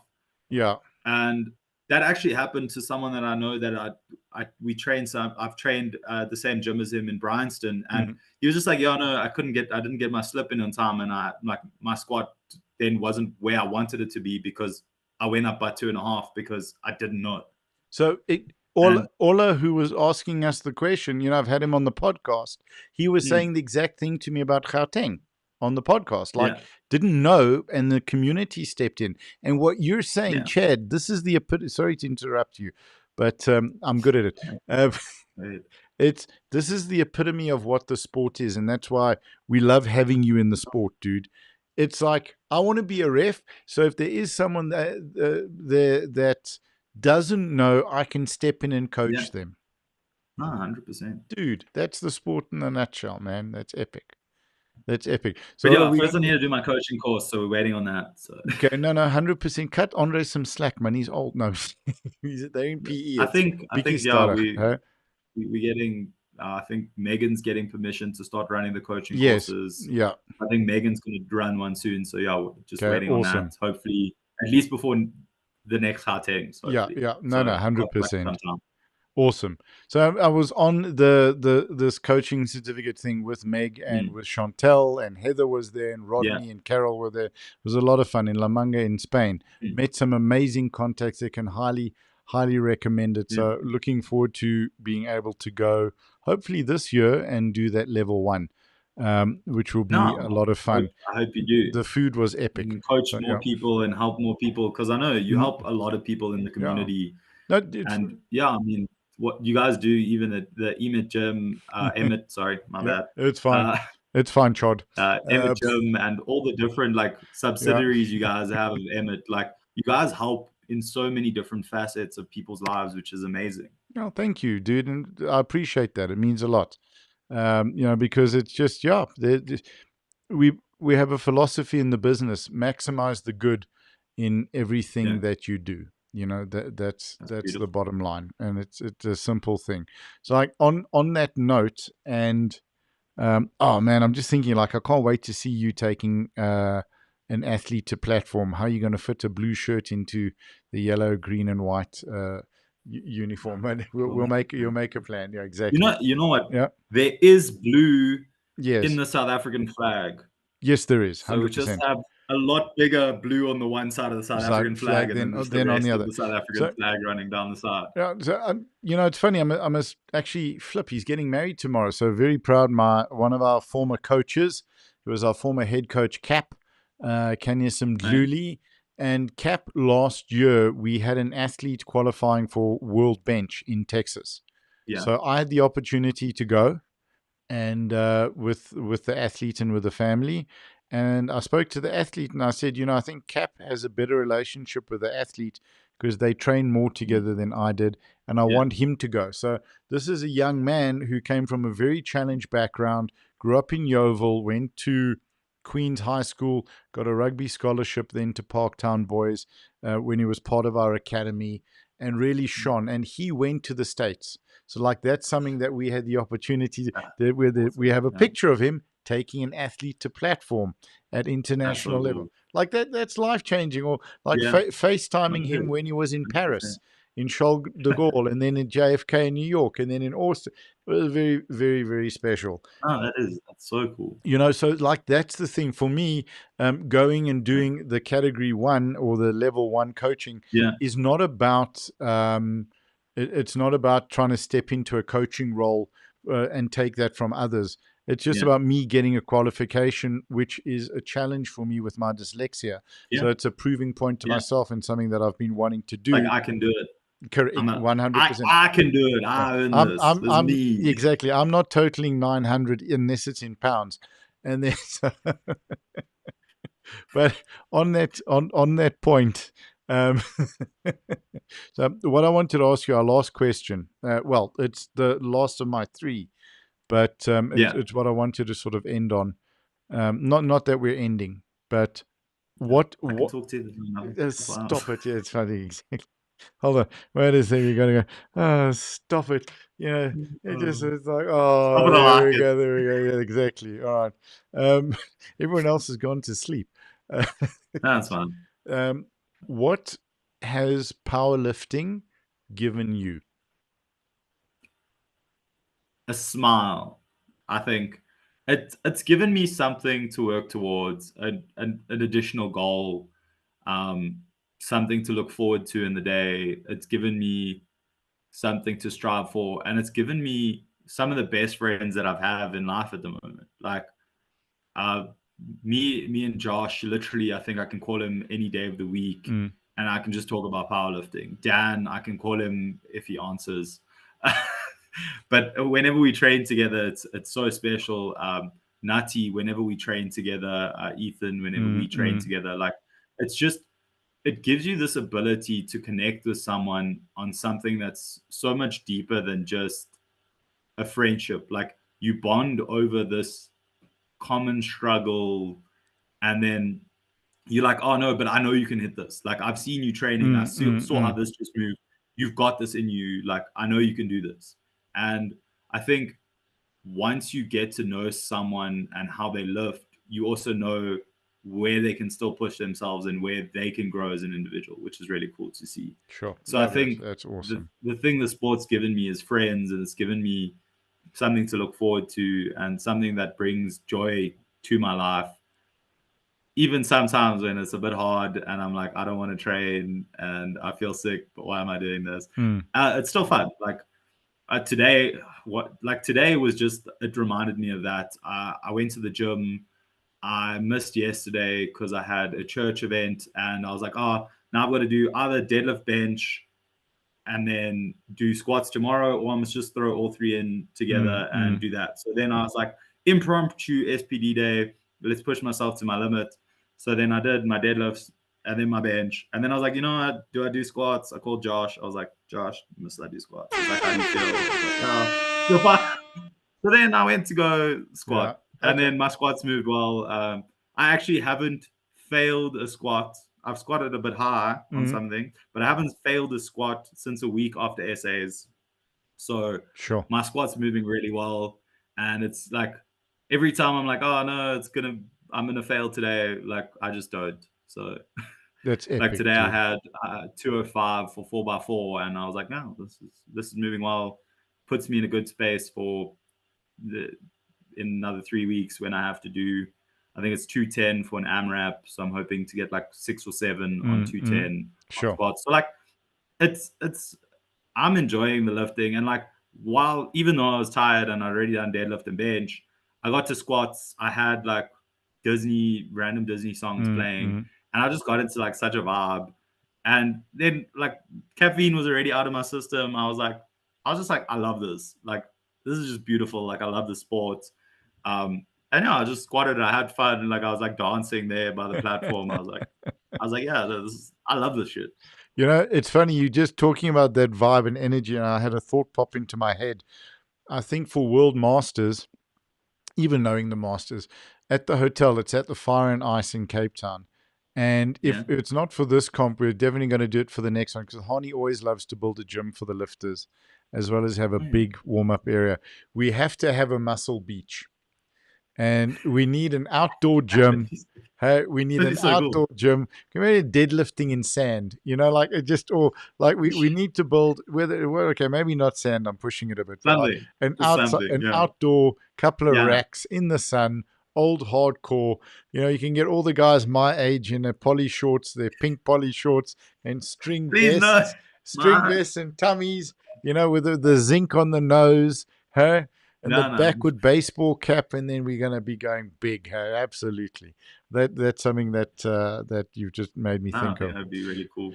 So, dude, I love that. Lots of You know, fun. yeah, I love that. What you've said in terms of seeing, you know, people that you know getting stronger, and that smile, and the Yeah. ability to just push through that little bit when you don't want to. It's just break through that. Just show up to the gym. Like Lewis Pugh said, the hardest thing is showing up to the gym. Hey, Dane Groenewald just joined us. Dane, great to Hey. have you watching. And the thing is, it's just about that showing up. Once you're there, Yeah. it's much easier to train, and that's such a beautiful message. Yeah, I agree. And You yeah, I forgot what mean, you were going to say. no, I actually just wanted to give a shout out to Yeah, my friend. I've please. got a friend watching, Katie, and she's basically said she doesn't understand a word we're saying and what we're talking about, but she's here for it and she loves it. So shout out to her. Thanks So, for watching. okay, so I think, and Dane will agree with me on this, and so will everyone else. Katie, there is one way to gain a deeper understanding of powerlifters having a conversation. Get a comment on the platform. And that, you know what, we really, I mean, it would mean this much. We just like, Katie, it would be confetti and balloons if you would join us. So you got to come on, get onto the platform. Come on, join the Blue Short, There's get a in touch comp with you. in Cape Town on the 8th of what, June? June 8th of next month. Yeah, we're looking at going down. Come on. We got to get that going. All right. Come on, Katie. All right. So maybe if Katie joins us, then we can drive down and I can bring sound equipment with me. So let's see. I mean, she's a great photographer, so she could probably help you on the photo front of all your guys' stuff as well. Very, very cool. What equipment does she shoot on? Okay, Katie's. Oh, she's Yellow Paint Productions. What a name. Love that. Yes. Okay, thank you, Katie. She says, "Ha ha, I'm here." Excellent. Okay, good. There you go. So very cool. We will have a chat about that road trip. It's not the first time I've driven to Cape Town and back for 2 days. I mean, Mm? I'm down for it. I've got a license. I can drive part of the way as well. Yeah. I don't mind.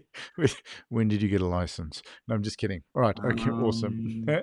About 7 years ago. I don't know, 8. I don't What? know. No. Okay, so Katie is mates with Jana from About the Small Things, which Jana is our photographer. So there we go. Okay. Yeah, so there See? are, oddly enough, a couple of things we're working on because Jana heads up our photography division for Emet Media. And Yeah. then we have the fantastic Leon in Pretoria who heads up our videography. So, Katie, that's a small world. Jana has powerlifted with us, by the way. And she's pretty flippin' strong, but I don't think there'll be much lifting other than the bubba soon. So that's coming. But all right, cool. Okay, you got to get Katie to lift. So we could be Small world. planning a road trip. Absolutely a small world. Katie, are you Canon or Sony? Please let us know in the comments because that is quite important. Because Jana shoots on Sony and I'm Canon. But we'll see now. Okay, dude, that's epic. All right, let's see if we can. So you can get time off around that weekend, right? Yeah, I'll apply for leave. I work quite a lot of leave, so Okay, I can make a done. plan. Canon. All right, Katie, you're coming with. All right, trip. Okay, epic. And then you doing the announcing and competing. Hey, we're going to strap a Yeah, wireless. I'm down. No, you got to be the only guy going like, we're going to strap the wireless mic to you. You're going to give yourself command. Start. Press. I can't believe I beat my own press command. Blue lights. Blue light. Double movement. Double movement. Wasn't seen, but it's there. Yeah. Well, stop calling you got to call yourself the white shirt guy. No, that's Nate's all white. I can't take Okay. Nate's. No, Nate's proper all white. I mean, we're hoping that he comes to Masters because if there's load shedding like at Sun City, it'll be fine. He's just going to walk around in that singlet all day. Yeah, don't think we didn't go and spend a lot of money on lighting that now has built-in battery backups for it. So at least we can have. We like legitimately, we're going to have 2 lights. We'll have one on the platform. We got power running the computers, and then we'll set one up in the warm-up area. Shout at people to not stand on. Yeah, no, don't even go there. Justin Furman, I'm looking at you. Commonwealth, I think you shouted the most there at Commonwealth. No, because those the photographers were standing all over our cables and our connectors. And then we had other people coming. You know that light stand is 7 meters high, and you're talking about like 120 kilos of lights up top. If that falls on someone, they're dead. That tape is there for a reason, people. I heard you shouting at them every single time I was there. Yeah, with my microphone. Every lifting session. Yeah, no, that's drove me. The poor Pakistani team, they got abuse from me, man. Okay, so good. Katie says 100% she's coming with. All right, excellent. Now, why the hell not? We can plan a road trip. That's going to be fun. Sweet. I think she should already still be. She should be in Cape Town by then. She stays in Cape Town. Okay, even better. Oh, love it. All right, awesome. Cool. Dude, Thank you. It's been a great chat. Oh, you done with me already, Nick? No, we're going to do Oh, this. I know it's only been an hour and 48 minutes. yeah. It Uh, felt like it was like 3 seconds. just a What do you walk in mean? the park. I know it's crazy, just No, easy. flittering through that. So yeah, No. 100%. Okay, so that could be fun. We're going down to Elsie's River. That's the plan. Let's see if we can. Excuse me. Let me see. Let's see if we can put that together and make that work over the course of the next week. Yeah. I would be excited about that. And then when we come back the So, following week do is I need to submit my the entry comps. form for for this Yeah. comp Oh, then as yeah. well? Nicole, the club comp that's coming up. Hang on, I'll tell you about that now. Actually, uh, hang on a second. I did screenshot that to discuss this with you. Where's you? Boom. Oh man, look at that pizza, dude! How epic! That was the Nonna Mama's, the Oh, 24, nice. what's a Nonna Mia? Sorry, the 24 slice pizza. Okay, 8th of June, Body Future Classic Competition, and that's at Body Future in Eerste River. So that's what we're Okay. planning on going. If it hasn't been postponed, because they did postpone another one, and then 2nd of August, there's another comp. So we want to get down to that one now, which is going to be fun. Sweet. It's Huh? is it, just send me like the Instagram post or whatever for it, Go and go then to what's it, Western Cape the Western Powerlifting, Cape. and the schedule's up on there. Yeah. So Nicole, Okay. need to let us know: are you allowed to lift in a mankini, and does it have to be blue? Can it be the blue? Are you providing the mankini, Nick? I'll speak to Carm, my ex-wife, who is a phenomenal dress designer and manufacturer. I'm sure she could put something together for you. It would be just Hey, nuts. Uh, if it's for the vibes, I'm down for it. I yes. don't mind what I lift Huh? in. 100%. And yeah, there we go. So we're getting it well done, guys. See you in Cape Town. Absolutely. Love the name Yellow Paint Productions. That's very cool. Chad, anything from your side before we wrap up?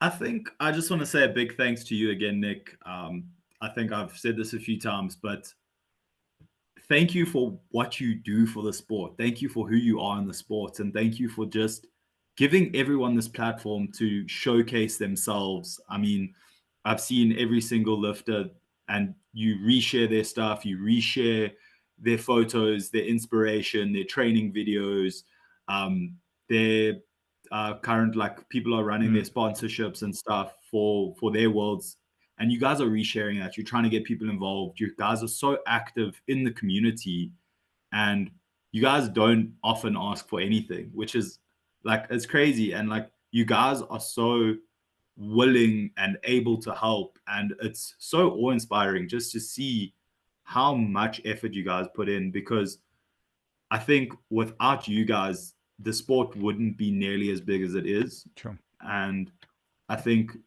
you guys should take pride in that you guys are one of the pillars and backbones of the powerlifting community in South Africa. Sure. That's very, very kind of you to say, dude. Sure. Thank you. That means a lot to me. Huh? Really. Thank you. When I hear what you're saying, I'm like, we're very grateful for what you say. And then I think like, yeah, but it's not half as much as what Heather does, what Yeah. Harney does, but I hear what you're saying, and we really do appreciate it because, you know, I think you should have mm, mm, Heather and them yeah, also on this podcast. I've been trying to get Heather on the podcast for a while. I've been trying to get Harney on the podcast for a while. No, it's not. So, Like, they're it's, busy yeah, people. Okay, they they got to do all this stuff for they the powerlifting well, community. Heather's now answering 5,000 questions from 5,000 people to how to become referees. We're going to be Yeah, exporting referees, and it's all your fault. So my bad. that's it. And To be fair, mm, yeah, at a stage, it was your fault she was getting bombarded with all the questions, because everyone's like, "When's the photos we're coming the out? photos. Yeah. I When the said in photos?" our post they will be out on Wednesday, and were they out on I'm just Wednesday? saying. All of them except the Also, 120s. you left out like 3 of my photos. You show me good photos in person. Excuse You me. show me all these things, No, and then you throw them okay. away. Yeah. No. We have all of the photos. Those were the photos. Ah, Poor Our poor editing team. on day one, dude. No, you No, guys no. are sitting with like Day 10 one, day pieces of one. photos. I'm coughing here. Hold on a second. Day I one, remember I literally came there the one day when you were yeah, sitting with the photos from both cameras. And you just 7,300 photographs on day one. In total, we shot. So I just got to get something to drink here. In total, we shot 250 gigabytes of yeah. photos. So I have a ton of photos. If you want, by the way, I just want as a thank you, to what you get for coming feel on the so pretty. podcast. No. Um, what you get as a thank you for coming on the podcast is I'm going to edit your pics and share them with you, the high res stuff. Oh, So that's our gift to you fantastic. to say thank you. Oh, thank you. So we did have several people buying the photos, which is great. Oh, But yeah. yeah, so 100%. Wait. Okay, here we go. I like that. Ola, let's start a petition to get Heather and Hani on the podcast. That would be awesome. It would absolutely be awesome. And I'm down with you. Can I leave that up to You you know in what? chat? We just blindside them at the next Mm. essays. Do you know So we say, Hani? okay, Yeah, yeah. So do you, please just sit down in this chair, and then we do a live yeah, yeah. podcast right there. Okay. Do you know I can't believe I'm going to do this. Hang on. Do you know Hani was the sheriff of Fochville? I did not Yeah, know yeah. that, So there's several people in this world I won't mess with, and Hani and is that's one my of them. I mean, just look at okay. You go and cause cuck with this face. Hani's going to kill me for this, but I love him anyway. You go cause cuck with that. no thanks. I'm good. I don't want to cause talk with anyone. I No. love everyone. So What do you need? yeah, 100%. But on that note, I'm 100% with you. We really do need to get Heather and Hani on here. But I think they're very humble and quiet people, and they don't want the spotlight. They want to run what's going on in the back. But I do think it would be something that would be very, very special and beneficial to the sport. So I mean, Yeah, I thank you think for what you said. We do this because we love it. We love the sport. And I'll share, I've 100%. shared this before, I think. But I've been sober for 18 years. When Yeah, I went into an outpatient rehab program with a place called First Step, run by Dan Wolf, who now runs Houghton House. One of the yeah, partners of Houghton House with him and Alex Hamlin. And what happened was every day I would go to the Keg and Beagle in Linksfield, pretty much, and drink after work. mhm, During work, after work, before work, but not so much before work, so I had to yeah, beat the traffic. And they weren't open at the time. If they were open, it may be in a different story. But that being said, you know, the thing was that I came home that night with a realization. Well, I had a realization in that first meeting that I couldn't drink anymore. I had to stop drinking. I thought, well, maybe they'll teach me how to drink successfully. And I realized that, okay, that's not an option. I have to stop drinking. But yeah, nothing else around in my life revolved around anything except drinking alcohol, yeah, except rocking up at the pub with the other locals, which is another name for alcoholic or yeah, drunk, um, and drinking. So when I got home, there was nothing for me to do. And now I'm brand new in recovery. I don't have the skills to deal with my demons that are going on in my head, and I have to now be sober. And yeah, I watched, put on the TV, and I found a documentary on Charles Atlas. Charles Atlas mm, started a system called dynamic tension at the beginning of the last century. He sold it in comic books. It's that whole, you kick sand in my face thing with a 20-pound weakling, and how to build muscle with using, like, if you yeah, think about, like, if you want a tricep pump for the beach, man, you just push, like, it's brilliant. yeah, And so that got me through the first night, got me through the second yeah, night. I started pulling out my old men's health magazines, reading those articles, and fitness and training and exercise got me through those very dark yeah, and very dangerous times. Because, dude, I'd come from an existence where several times when the drinking had stopped working, I sat on my couch with my gun in my mouth, asking mhm, God to give me the courage to kill myself. yeah, And I know my life is a gift, and it's a profound yeah, gift. And I couldn't continue. So that's why I'm so passionate about this, because I yeah, understand this sport will not only enhance your life, but it can very well save your life, or at the very 100%. least, dude, get you through those dark days. No, You know? 100%. And I mean, I think that's also why, like, I'm like, you have to love it. Like, you like loving the gym. Like, there's nothing better than loving the gym. Like, No, yeah. because it's always going to be there, and working out's always going to be there. And there's, it's so easy to then fall into an unhealthy coping mechanism of drinking or drugs or something else to numb the pain. But the joy of the gym is you're distracting yourselves from all those things that hurt, but it's building you as an individual, Yep. which there's no negative side effects to the gym. No, At 100%. least when you're a Yeah. natural athlete. That's it.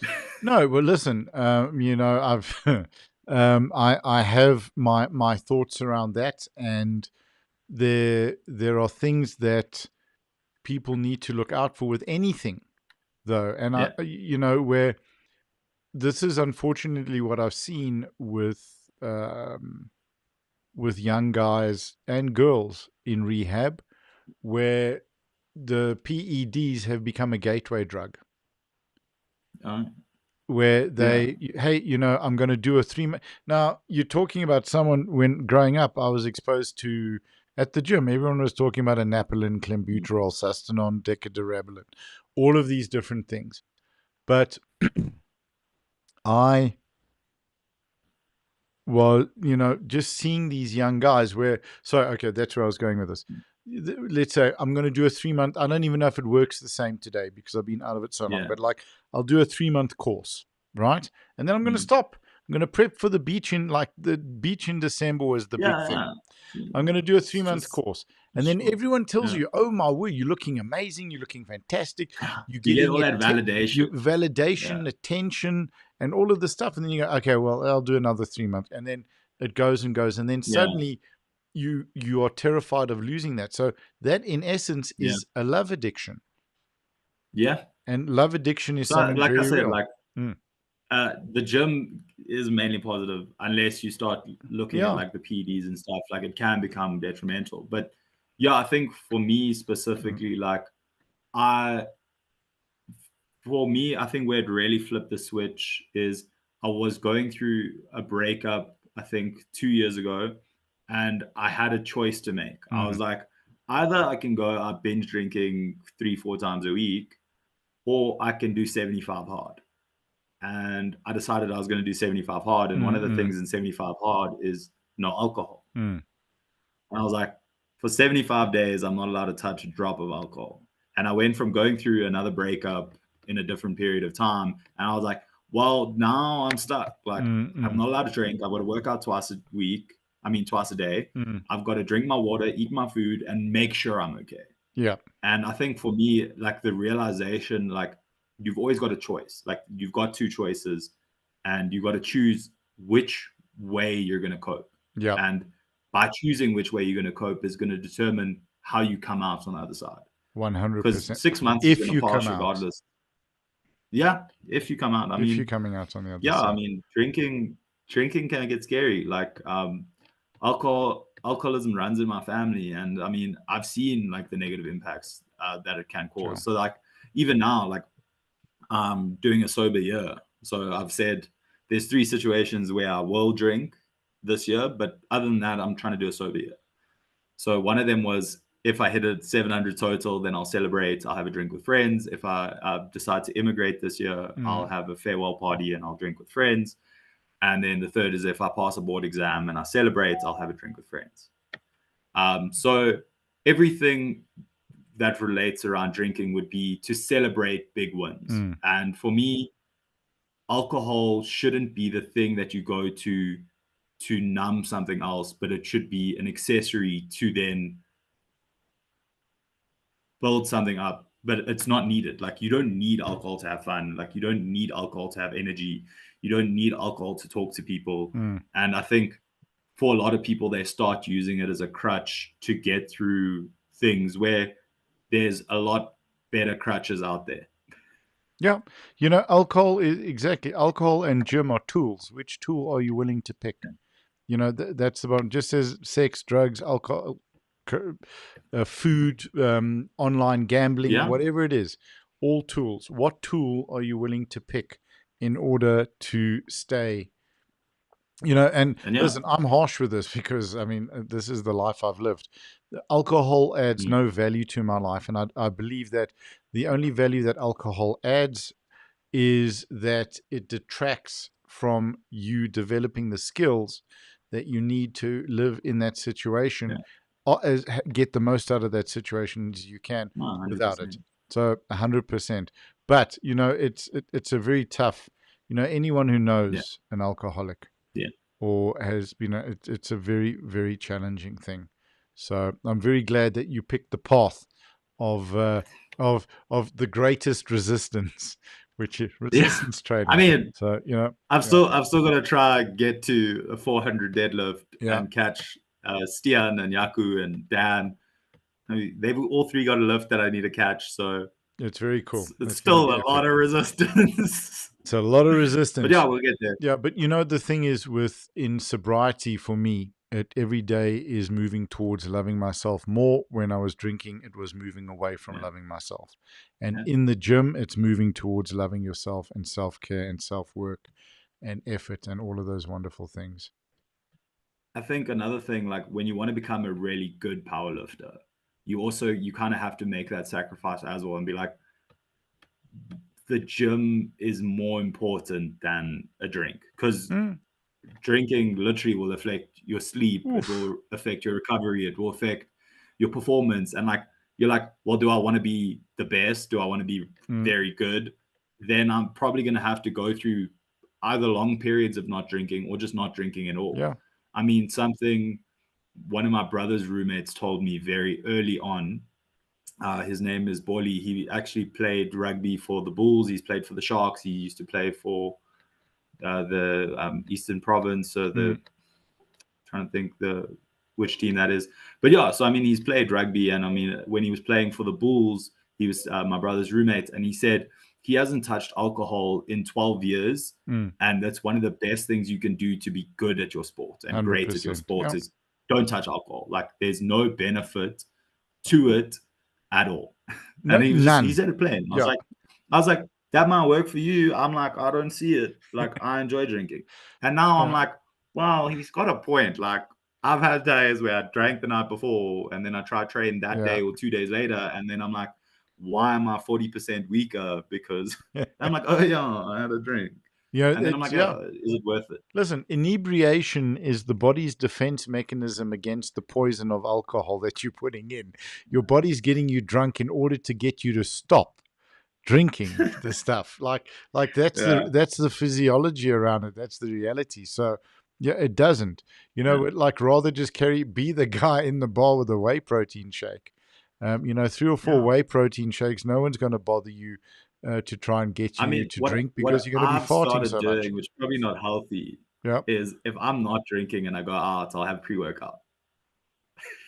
Yeah, okay, that could also be it. So, okay. It gives me the energy, it gives me the tingles, and then Yeah, I'm like, oh yeah, yeah, let's yeah. vibe. And then So, you're ready to dance some more. you know, It's probably not the healthiest, but it's no, fun. for sure, but just make sure you're staying hydrated and rather switch that out for 3 double espressos, you know.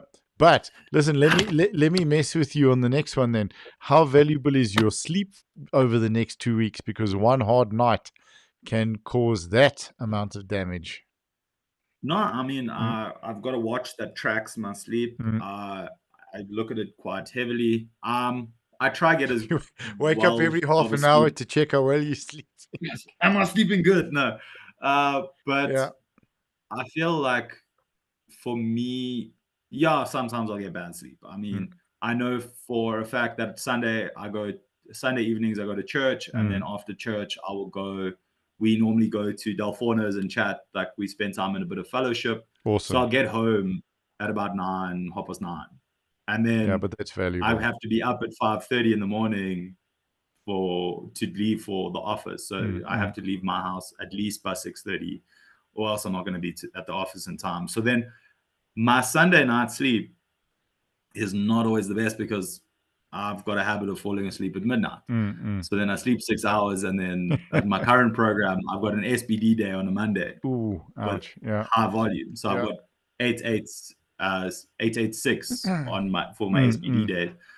And now I'm like, I'm tired. I've spent a whole day at the office. I've slept 5.5 hours. And then I'm like, well, I've just got to go get it done. And Yeah. then I'm in the gym feeling like I'm going to die, but I still get it done. And yeah, sessions move. So, I mean, there was something so great. I saw it on social media. I've seen it on social media before as well. It's like the rule of thirds. Mm-hmm. So a Yep. third of the time you're going to have great sessions, a third of the time you're going to have average sessions, and a third of the time you're going to have shit sessions. Yep. And the thing is, every shit session means you're this much closer to a great session. You're this 100%. much closer to the best sessions. So I mean, yeah, I mean, it's the rule of thirds. I think is also a great thing in the sport. Like you've also got to not take yourself too seriously. Sometimes you're going to have horrible days. Yeah, that's it. Sometimes you're Yeah. going to have But the thing is this, that a horrible day in the gym is better than not being in the gym. A yeah, horrible day 100%. on the platform is better than not being on the platform. I mean, I don't know. My essays last year, I felt so horrible, but I mean, it motivated me to get better. So you can take the positives out of every performance. So Exactly. you just got to find the silver lining there that is 100%. there. All right, dude. Well, speaking about sleep, we've got to let you get some sleep. It's nearly 10 o'clock. And you get a nap. You got a big day tomorrow and a big weekend. All right, Chad, It's dude. only Sunday. Church. Dude, thank you for Go to your evening time. service. I can sleep in. Yeah, 100. Okay, fine. But I'll let you sleep, Yeah, Nick. I know it's past your I'm bedtime. going to go to sleep. Dude, it is so past my bedtime, you have no idea. Like if I can be asleep at 7:30, because I'm up at 4 a.m. in the morning. So you're the one that said we must start this at 7:30. no, That's and not I'm my grateful fault. for that. No, because you know the Sabbath ended at 6:08, and then I had Amelia before you. That's a great. That was a great chat. And now we had an awesome one, 2 hours and 10 minutes. So thank you, dude, for your time. And we could, I if appreciate it. if Yeah. it wasn't so close to bedtime, we could probably chat for another 3 hours. Exactly, But 100. it's okay. But what you have to do, and what the founder of the radio station, Kathy Kaler, that I have my show on, said to me, I said to her, Kathy, we're getting big demands. People want like 2 hours. She said, you have to keep them hungry and keep them coming back. So we want people back on the show to listen to the official blue shirt guy. And absolutely, at least we have to get it spelled correctly. So. Yeah. If you thanks for the guys for pointing that out. We greatly appreciate it. Very, very kind of them. Right? No, 100%, dude. Thanks so much, Nick. Chad, you're a legend, and bro. lots of love. Really appreciate it. Likewise, my brother. Have a good one. But yeah, send me a message on WhatsApp. We'll see if we can organize this Cape Town trip. I think it's going to be fun. Absolutely. I just want to confirm that it's happening. All right, Hus. Okay, perfect. Have a good night, dude. Thank you, and thank you everyone for watching. Cheers, just before we go, anyone Thanks, you want to give a shout out to? Whoever's still watching, I love you all. There we go. Perfect. Whoever comes to watch later and makes it through the whole video, I love you the most. Oh, there we go. Okay. The most love. All right, Chad. Have a good one, dude. Thank you for your time. Thanks, Nick. Cheers. Thanks. Bye. Bye. That was absolutely epic. Look at him frozen up there. What is it? Elgato Camera Hub would like to record. Okay, that's fine. Anyway, guys, thanks for joining us. That was over 2 hours. That was quite a long discussion, and really great having Chad with us on the platform. Looking forward to having him back. Let's see if we can get this thing working for a little bit of a road trip to Cape Town. We're going to live stream the competition. That's the plan. And we'll get Chad to compete, make some comments so we can get some photos done down there. All right, guys, thank you for your time. You've been watching Emet Media. I'll put up a little video tomorrow for what's going to be happening for the balance of this week. And then on Tuesday, we'll have the big week on Emet Media show. Thank you for your time. Thank you for your comments. We do this for you. And if you would like to share your story with us, please send us a message on YouTube or Instagram. Instagram's probably going to be the best. Thank you for watching, guys. We love you. From the Emet Media Studios in Johannesburg, I'm Nicholas Ingle. Oos.